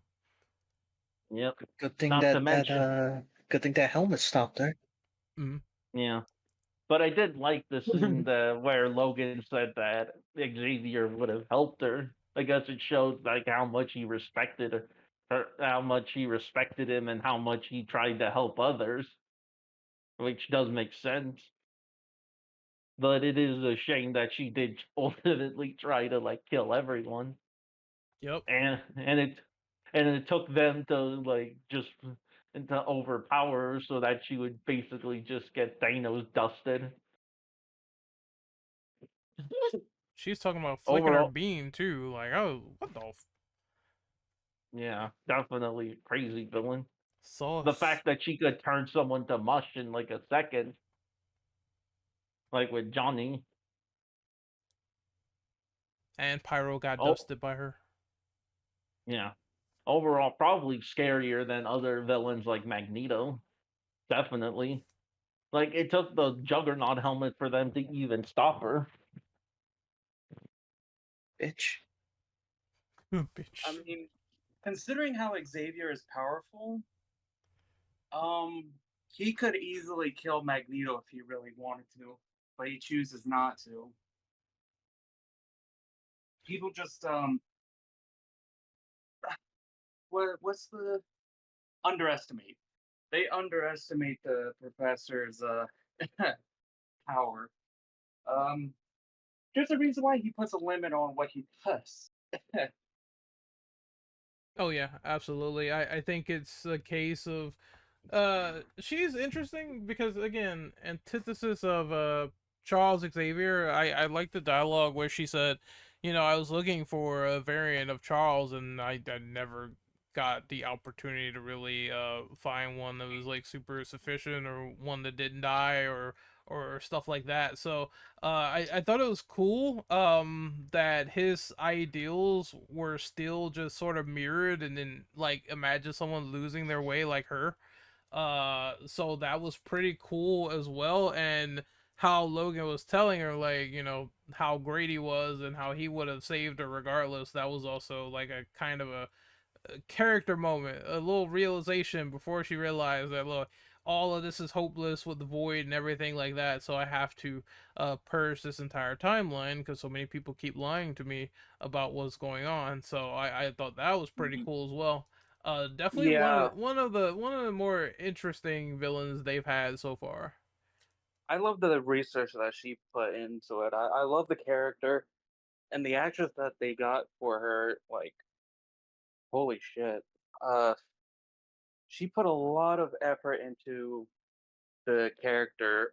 She said that she saw the performances of James McAvoy and uh what's the actors? Patrick Stewart. I don't know why I was saying about Charlie Stewart. I don't know why I had that name in my head.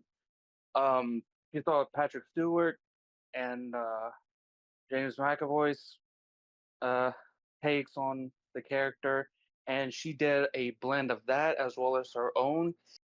And I think she did a really good job. Not gonna lie, I loved her. I loved her in that movie. Perfect. Lero, since you have to go, do you have any final thoughts before you sign off? And if not, what's your social media? Okay. I'm gonna speed answering the last two questions Sure. and then my social media. Um, Personally, I think Cassandra Nova was okay, not my favorite, of course. Always a sad backstory, and then there's the kind of saving her and letting her behind and stuff, and killing her and so on. But yeah, I think he wasn't my favorite villain. I thought I don't know, there could be more. That this could have been a bit different from my POV, but as it is, it's not bad, and a story could have been told. And about the last question, I think in a way yes, because they have another Wolverine, because he will be staying for a lot longer than thought, and Till he's 90. there will be yeah, of course, and he helps saving the universe, and also there's gonna be a lot more of not just him, also Deadpool. So I think we'll have still a long way through of both of these to play in the end, and it was very funny and it was very cool. And yeah, and about my socials, I'm on YouTube with my name XXLero, or on Twitch with XLRVA, and you can find me also mostly on Discord, because there's where I am 90% of my life. Yeah. All right, so it was good having you on as a podcast guest. If there's any more in the future that you might be interested in, just let me know Yeah. and I will talk to you as soon as I can. Yeah, sure. If I find another time that is not that late. Oh, yes. Yeah. Anytime. So we will see you next time and hopefully you have a good night. Yeah, thank you and goodbye and have a great time. Thanks for being here. You too. Thank you. Bye bye. All right, so now we have to move on to Justin. What do you think about these questions? So Just about oh, Cassandra. yeah, Cassandra. Uh, well, I mean, first off, obviously, I wasn't expecting Cassandra Nova of all people to be the antagonist, but again, I would say in a very X-Men related universe, a bit long overdue. Of course, of course, the TVA would interfere in that shit again. It's just like, oh no, TVA banished me. Wasn't totally wasn't totally a psychic blast or anything. No, just that doesn't exist anymore, guys. For the bits that she was in there, definitely an interesting take on the character. And for like what it's worth, she did establish herself as a threat pretty fucking fast. I mean, before Johnny Storm forgot to juggle on Juggernauts. I would love for someone to repeat that whole line without stopping. That's just I know he already did, but just someone on the panel, because holy fuck, dude.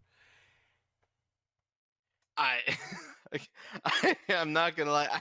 I don't really need someone to freaking type that whole thing out if they haven't already, and just how, because how the fuck? You know what? I'll find it, and if you could do it at the end of the podcast, that would be funny.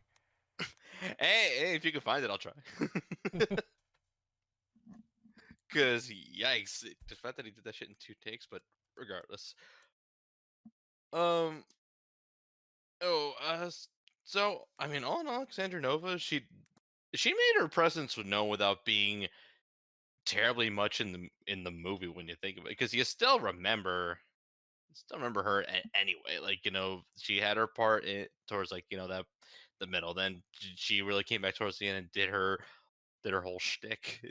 Even just it's like, oh yeah, no, I'll bring you back there, do whatever. And it's just like, ha, fooled you. I'm gonna destroy the entire fucking multiverse because I'm the piece of shit. It played them like fiddles.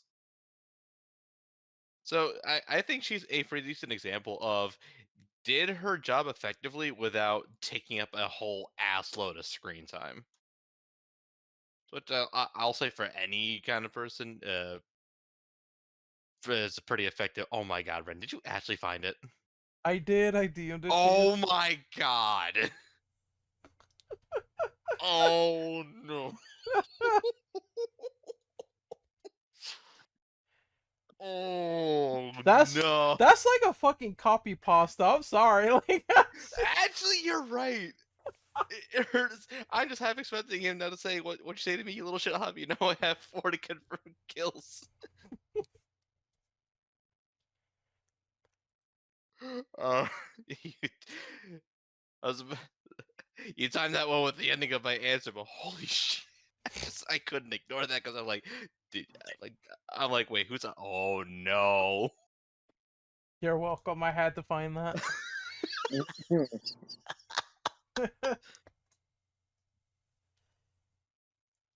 That was my answer. I'm gonna go continue laughing in the corner now. Off topic, but there was a cameo that I did caught that no one knew, but it was brief because she got killed off. When the fight, like the huge fight happened. Mhm. Lady Deathstrike was in this movie. Yes, Deathstrike was in there, and also Bullseye. Bullseye was in there too, and he died. So, We saw him get killed at least. yeah. But yeah, as soon as the fight started, Logan killed Deathstrike like immediately.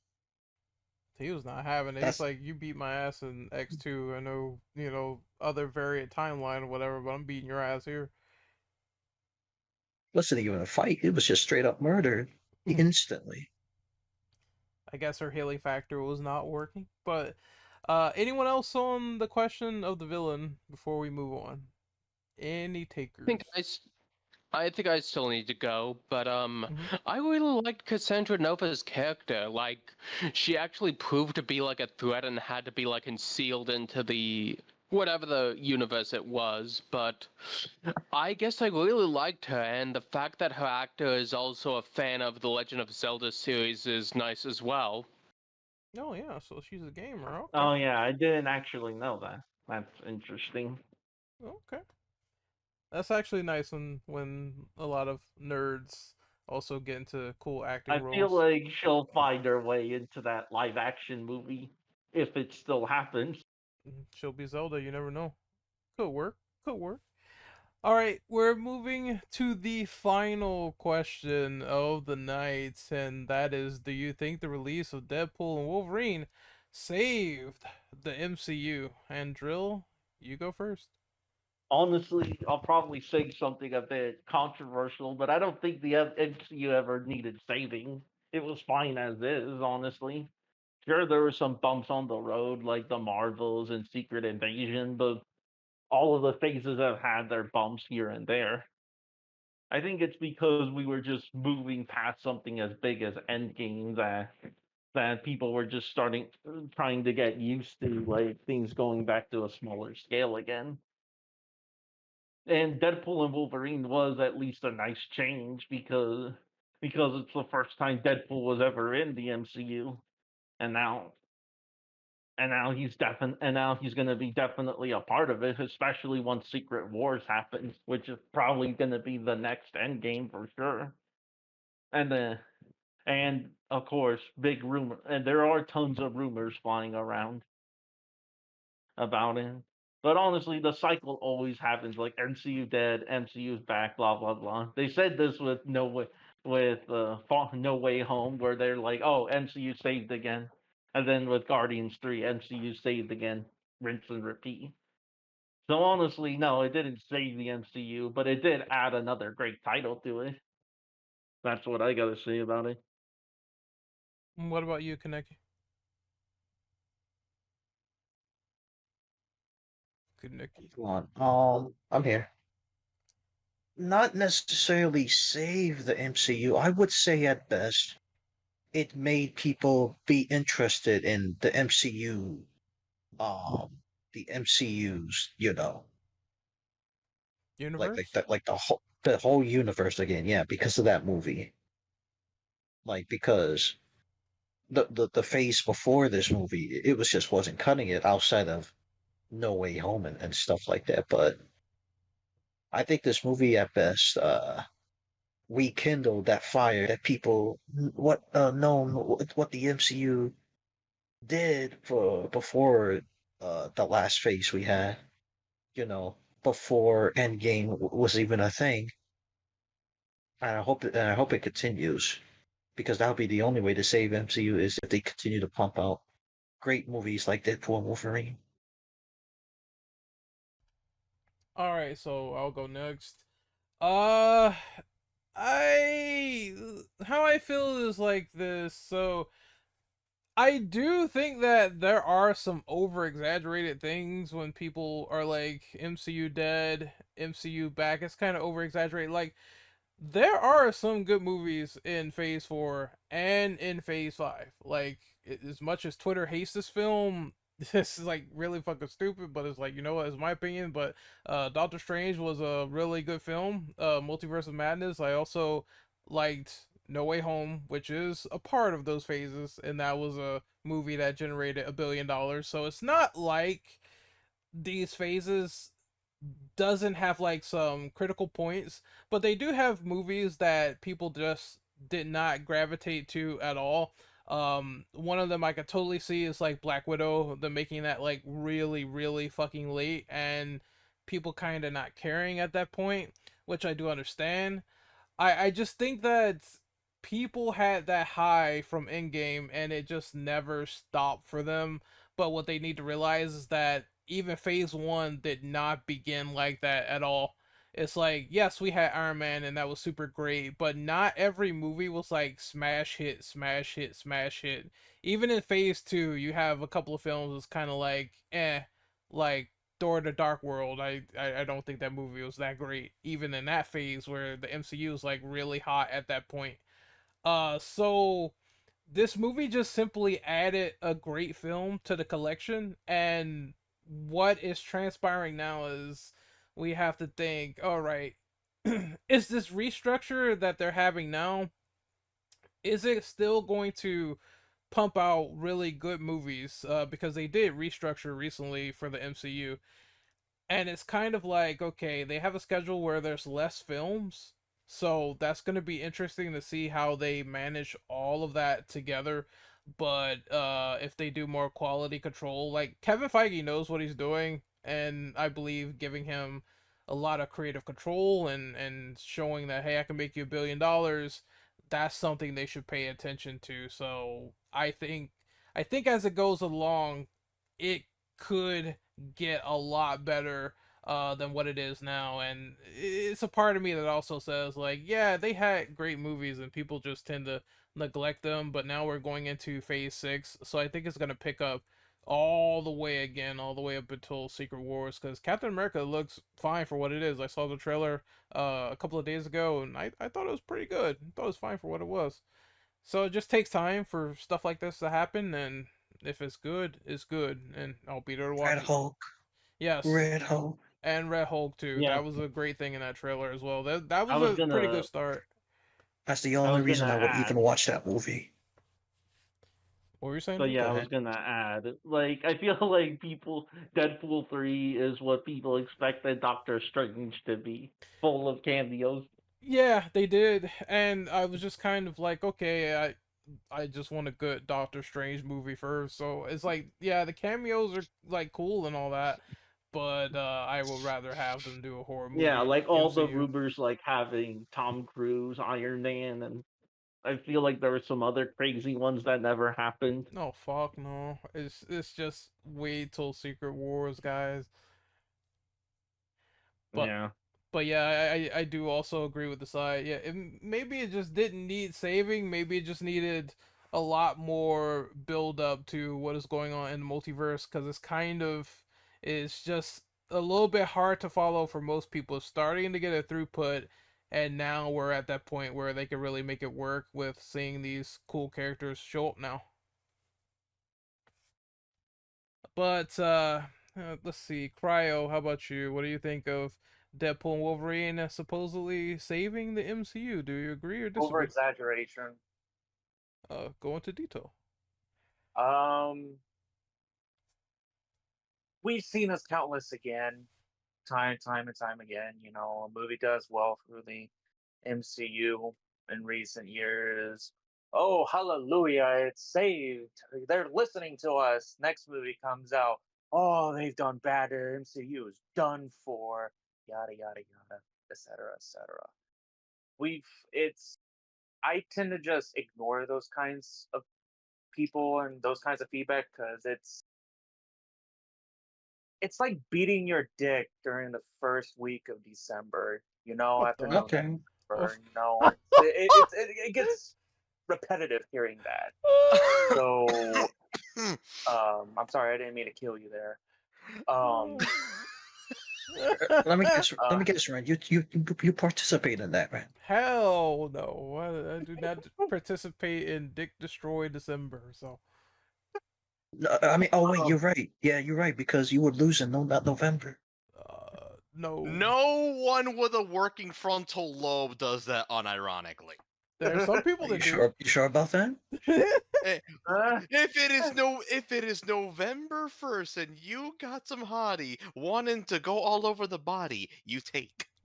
Hottie going all over the body. Yes. Man, you have no idea when that trend or when that challenge actually started. A lot of idiots actually took that challenge. yeah, they did. And their girlfriends are gonna Um, be like a angry vulture at that rate. Like, what the fuck is going on? Angry They'll go. Vulture. Well, thank you, folks. I mean, yeah, when you don't give them the D, yeah, they would be upset. Um, We do not uh, condone men getting eaten alive on this podcast. So Hell, just saying, men, men would be upset too if it was vice versa. we do not condone people getting eaten alive on this podcast. I'll Okay, let you Batman. answer that. Um, we don't shame here. Uh, but I yeah, it people say that constantly though about like, hey, it's the end of the MCU. Oh, look at that, it's coming back. Um, I think it gave it the kick in the ass. They gave the MCU a kick in the ass that it needed in order to come back from the rut that it was in. Because the Yes. multiverse saga unfortunately has not been doing so well, mainly because of Disney's interference.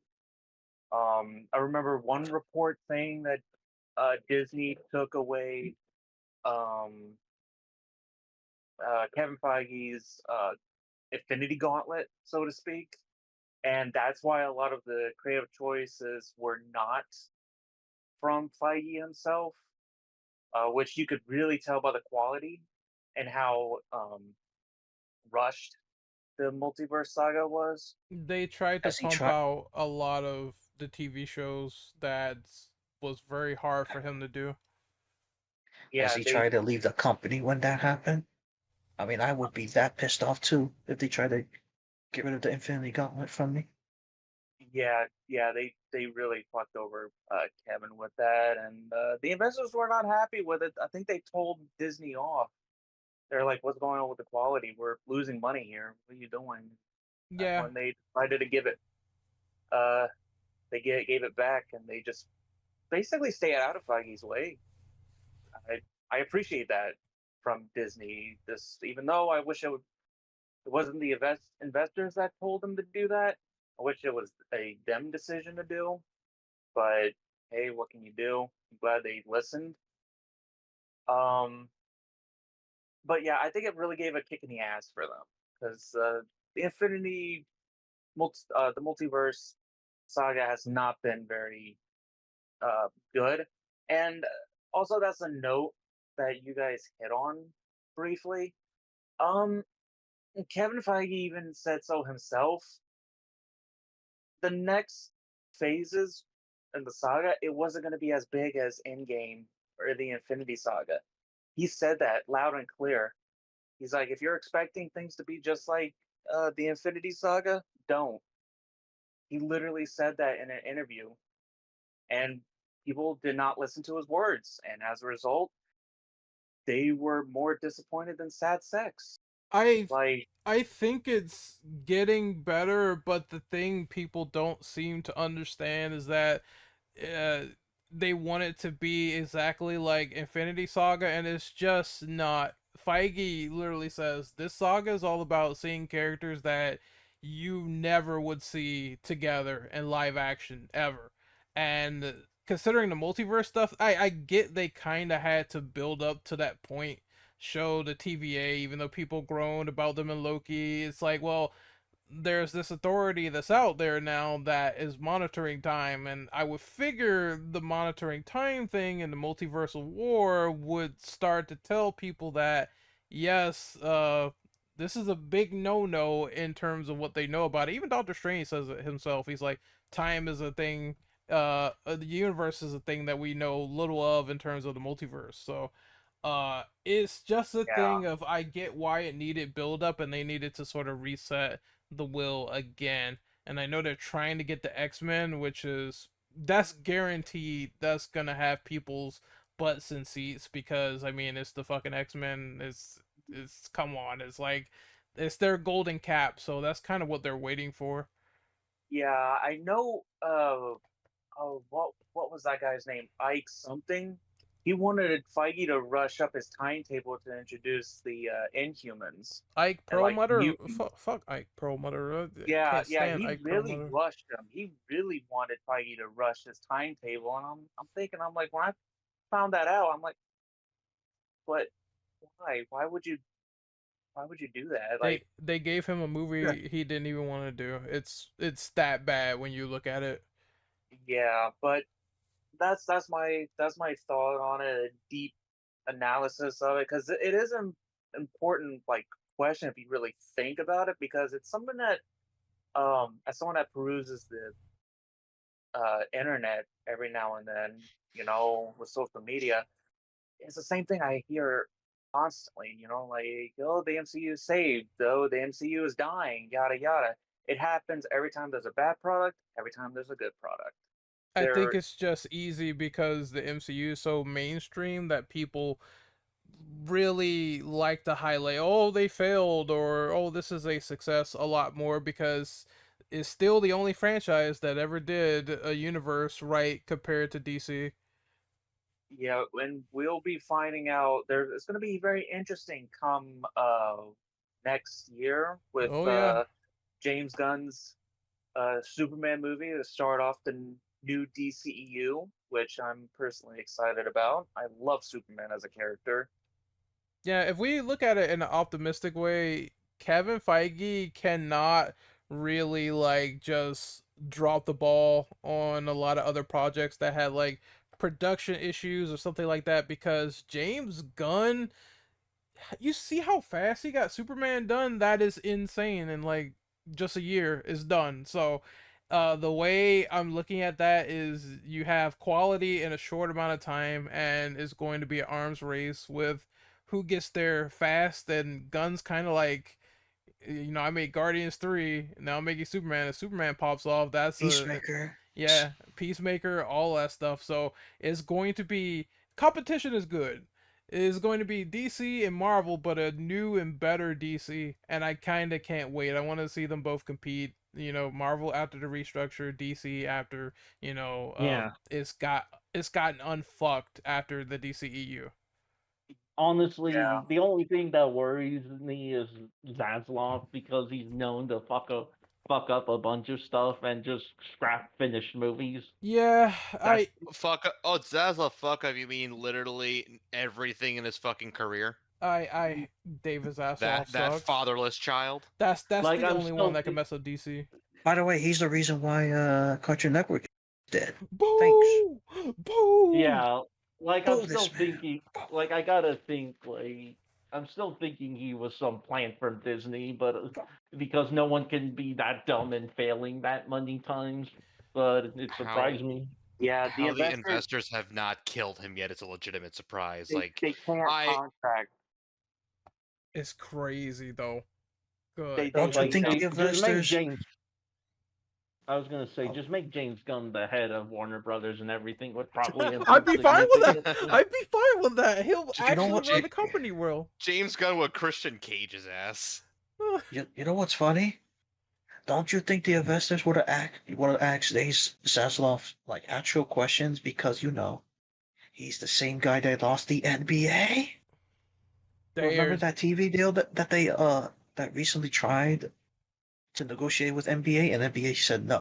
WB That was a big lost deal. $10 billion. They There's no lost the way. NBA. I'm surprised that was even possible. There's no fucking way his contract gets renewed. No way. Like how the Yeah. fuck he wants to I have- NBA? The investors are certainly not happy with him for sure.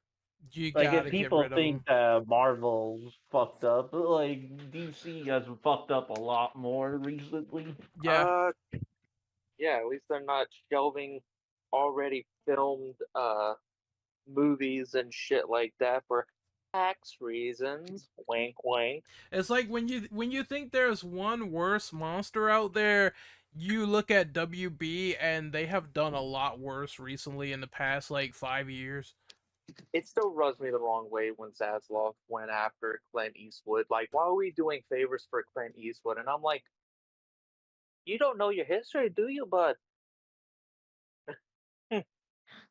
So I wish him the best. I wish James Gunn the best, because I can understand the pressure is gonna be on because the stupid ass is like running WB. But hopefully we see some good competition and we see the best out of Marvel and DC in the future. That's how I feel.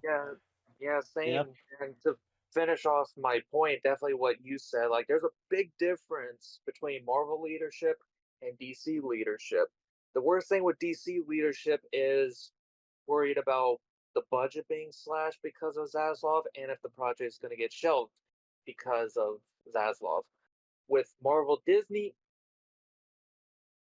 interference from the studio. That's pretty much it. Yeah. But So, Def Guy, do you have anything to say on this? Well, to be honest, I actually thought of the film not only as like being included in the MCU, but like also, I think I said this earlier, a curtain call for the Fox universe just because of the whole good riddance they played at the end with Green Day. True, And yeah. it actually felt good. Like, I feel like it was a huge improvement and like one of the biggest money makers for Marvel since No Way Home. Yeah, that was good for them to remember the Fox universe. It didn't end on the greatest note quality wise, but those movies still are like nostalgic to me. I that first X-Men movie was super incredible, so it's good they Honestly, remember. seeing like the old X-Men crew behind the scenes Mm. at the credits kind of gave me a lot of nostalgia, and I was thinking, damn, Hugh Jackman was a lot younger back then and smaller. And the fact that he was super nervous as well. It's like, yeah, hey man, this is Yeah, my first time being like what a big character like this. I am scared of this shit. what's crazy is that at another, if there would be like another universe where it would have been Russell Crowe instead. Bro, I can't even imagine because of He the was the casting. first choice for Wolverine. I can't even imagine. And plus, Yeah, Jackman aged better as well, so I think maybe they made the right choice in the end. yeah. Although, although the only thing I didn't like from X-Men 2000 is some of the CGI and the decision to use the stupid black suits because of the Matrix. Mm, that's what I like about this movie, comic accurate Wolverine. Yeah, Yeah, I, and the cowl didn't and they managed to make it look cool without looking goofy. But any final thoughts before we head over to outros? um, well, it's somewhat of a bonus, like it's somewhat like a bonus question. But does anyone have like a? Because we talked about like favorite fight scenes, jokes, but what about your favorite scene from the entire movie? Hmm. You know, I He's a goddamn legend. Fucking Peter. Pete Peter's a goddamn legend. The fact that every universe has a Peter and Yeah. that he's a legend, that I like that scene. I think the campfire scene was cool where X-23 is talking to Logan and she says, you know, you're always the wrong guy until you weren't, and just jogging Wolverine's like, you know, yeah, I can be heroic after all this time. I do have these traits of, you know, family and whatnot. Even though you're the worst Wolverine, I think that's a very emotional scene. You know, people say, oh, Hon- the movie's not emotional, but it does have good characterization in those parts. Yeah, Yeah. honestly, I feel like it would have gotten more for the fact that they didn't spoil Daphne King coming back Oh, so believe me, early on. I did not like that either. I think that should have stayed out of the trailers. So I agree. Yeah, because I think more people would have lost their minds if they saw X-23 back. Yup. And I feel like they're doing it because they're kind of setting up maybe like the new X-Men, like maybe doing that storyline, like having her be the new Wolverine. You know, if she comes back, I totally wouldn't mind. I think that'd be kick ass, Well, honestly. like I'm I'm, I'm, pretty I sure mean, sh- she's all up for doing more X-23. Oh yeah, she said I it mean, too. I mean, she is at the end. She was at the end of the movie. Yup. Yeah. Just She I survived. I I definitely will say like it's I mean, a lot of people fail to miss this little detail. We saw this in Multiverse of Madness. Um Even though there's multiple versions of the characters, they are still relatively the same ish on the inside. Because, for example, take a look at Mordo in Multiverse of Madness. yeah, they all hate Strange. All of Yeah. them. So, so the thing is, Logan, he's always troubled. He always has trauma, but deep down inside, he's always good. He he's the same person on the inside in every universe, despite uh well, for some, a lot of bumps in the road, especially like the one that's more animalistic than human. So, Weapon uh, X. but but yeah, I I shit. I would have to say maybe like the final fight scene. with the Deadpools.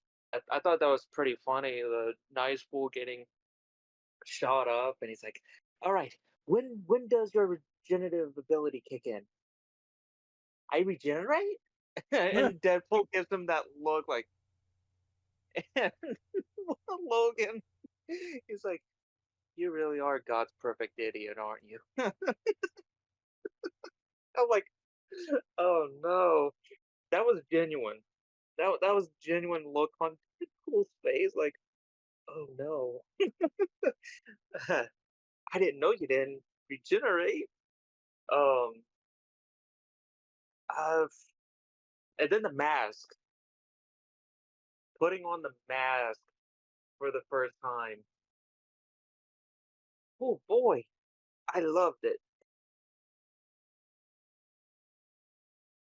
Yeah, that was also a great scene because again, we never had Wolverine with the cowl before, so that kind of made me pop off, to be honest.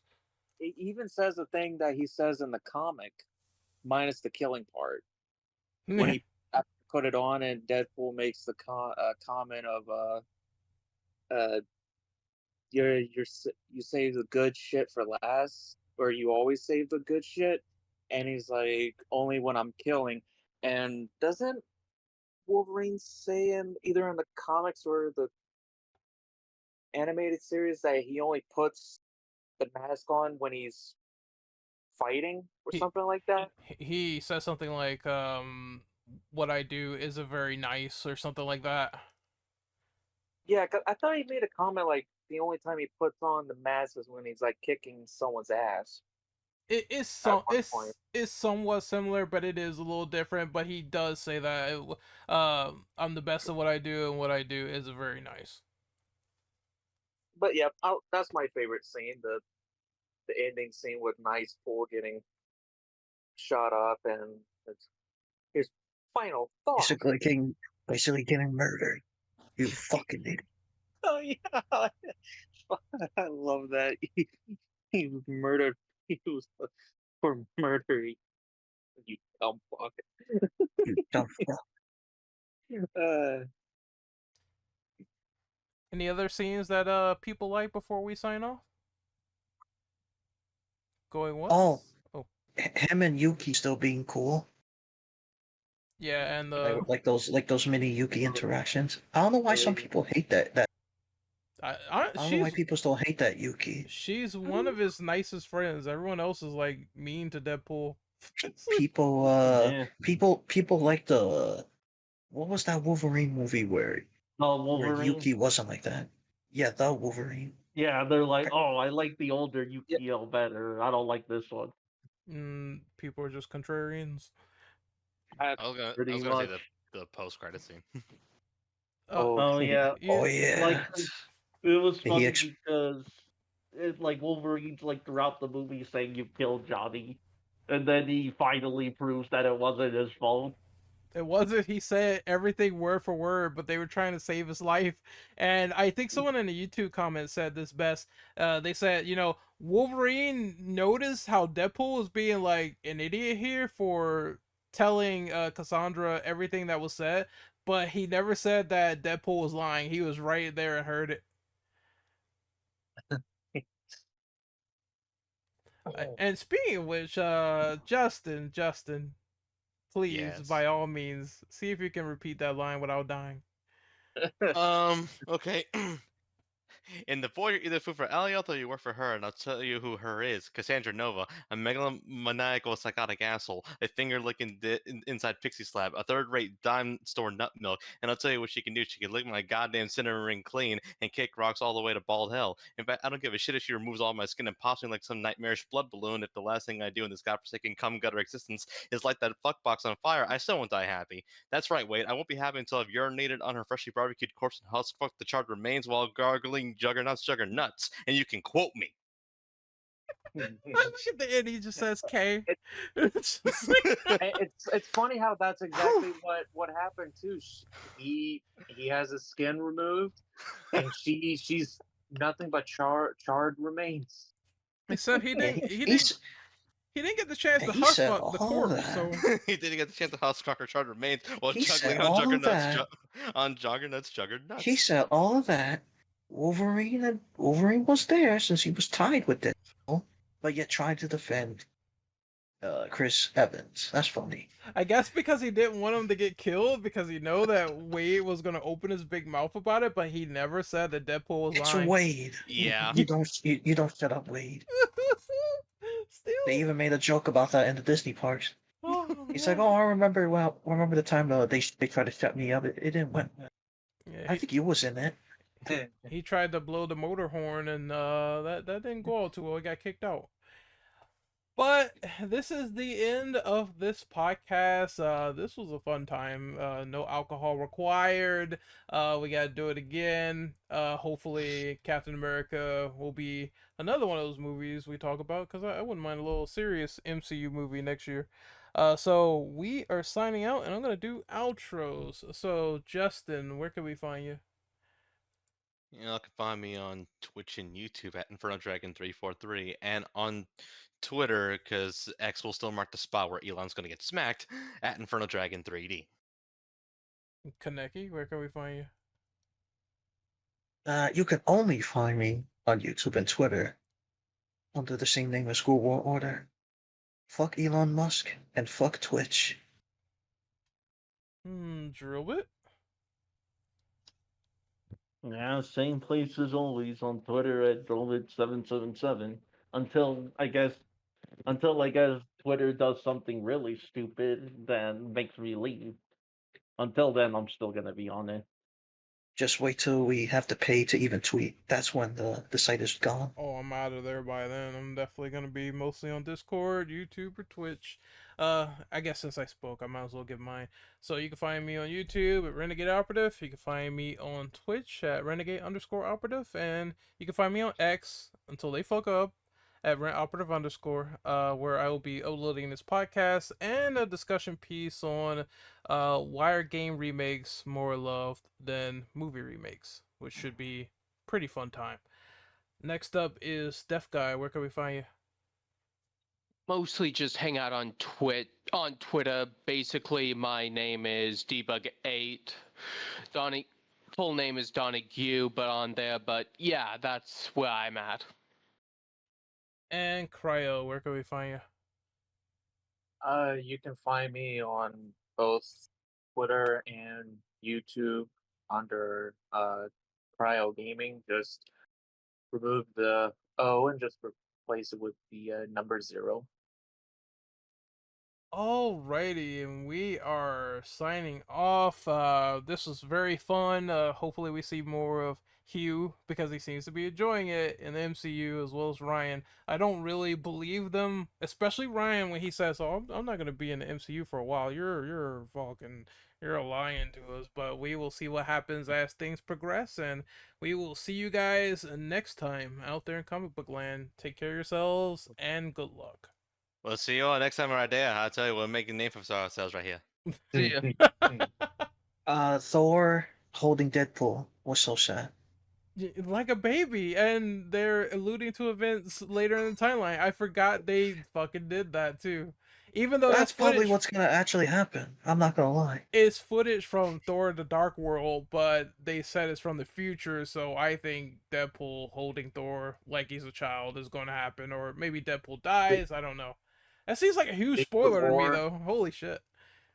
I don't Yeah. know. Like, you think it's actually some throwaway joke, or they'll actually follow up on it? The only They thing might. that makes it might is that they said it's in the future, so they might. Yeah.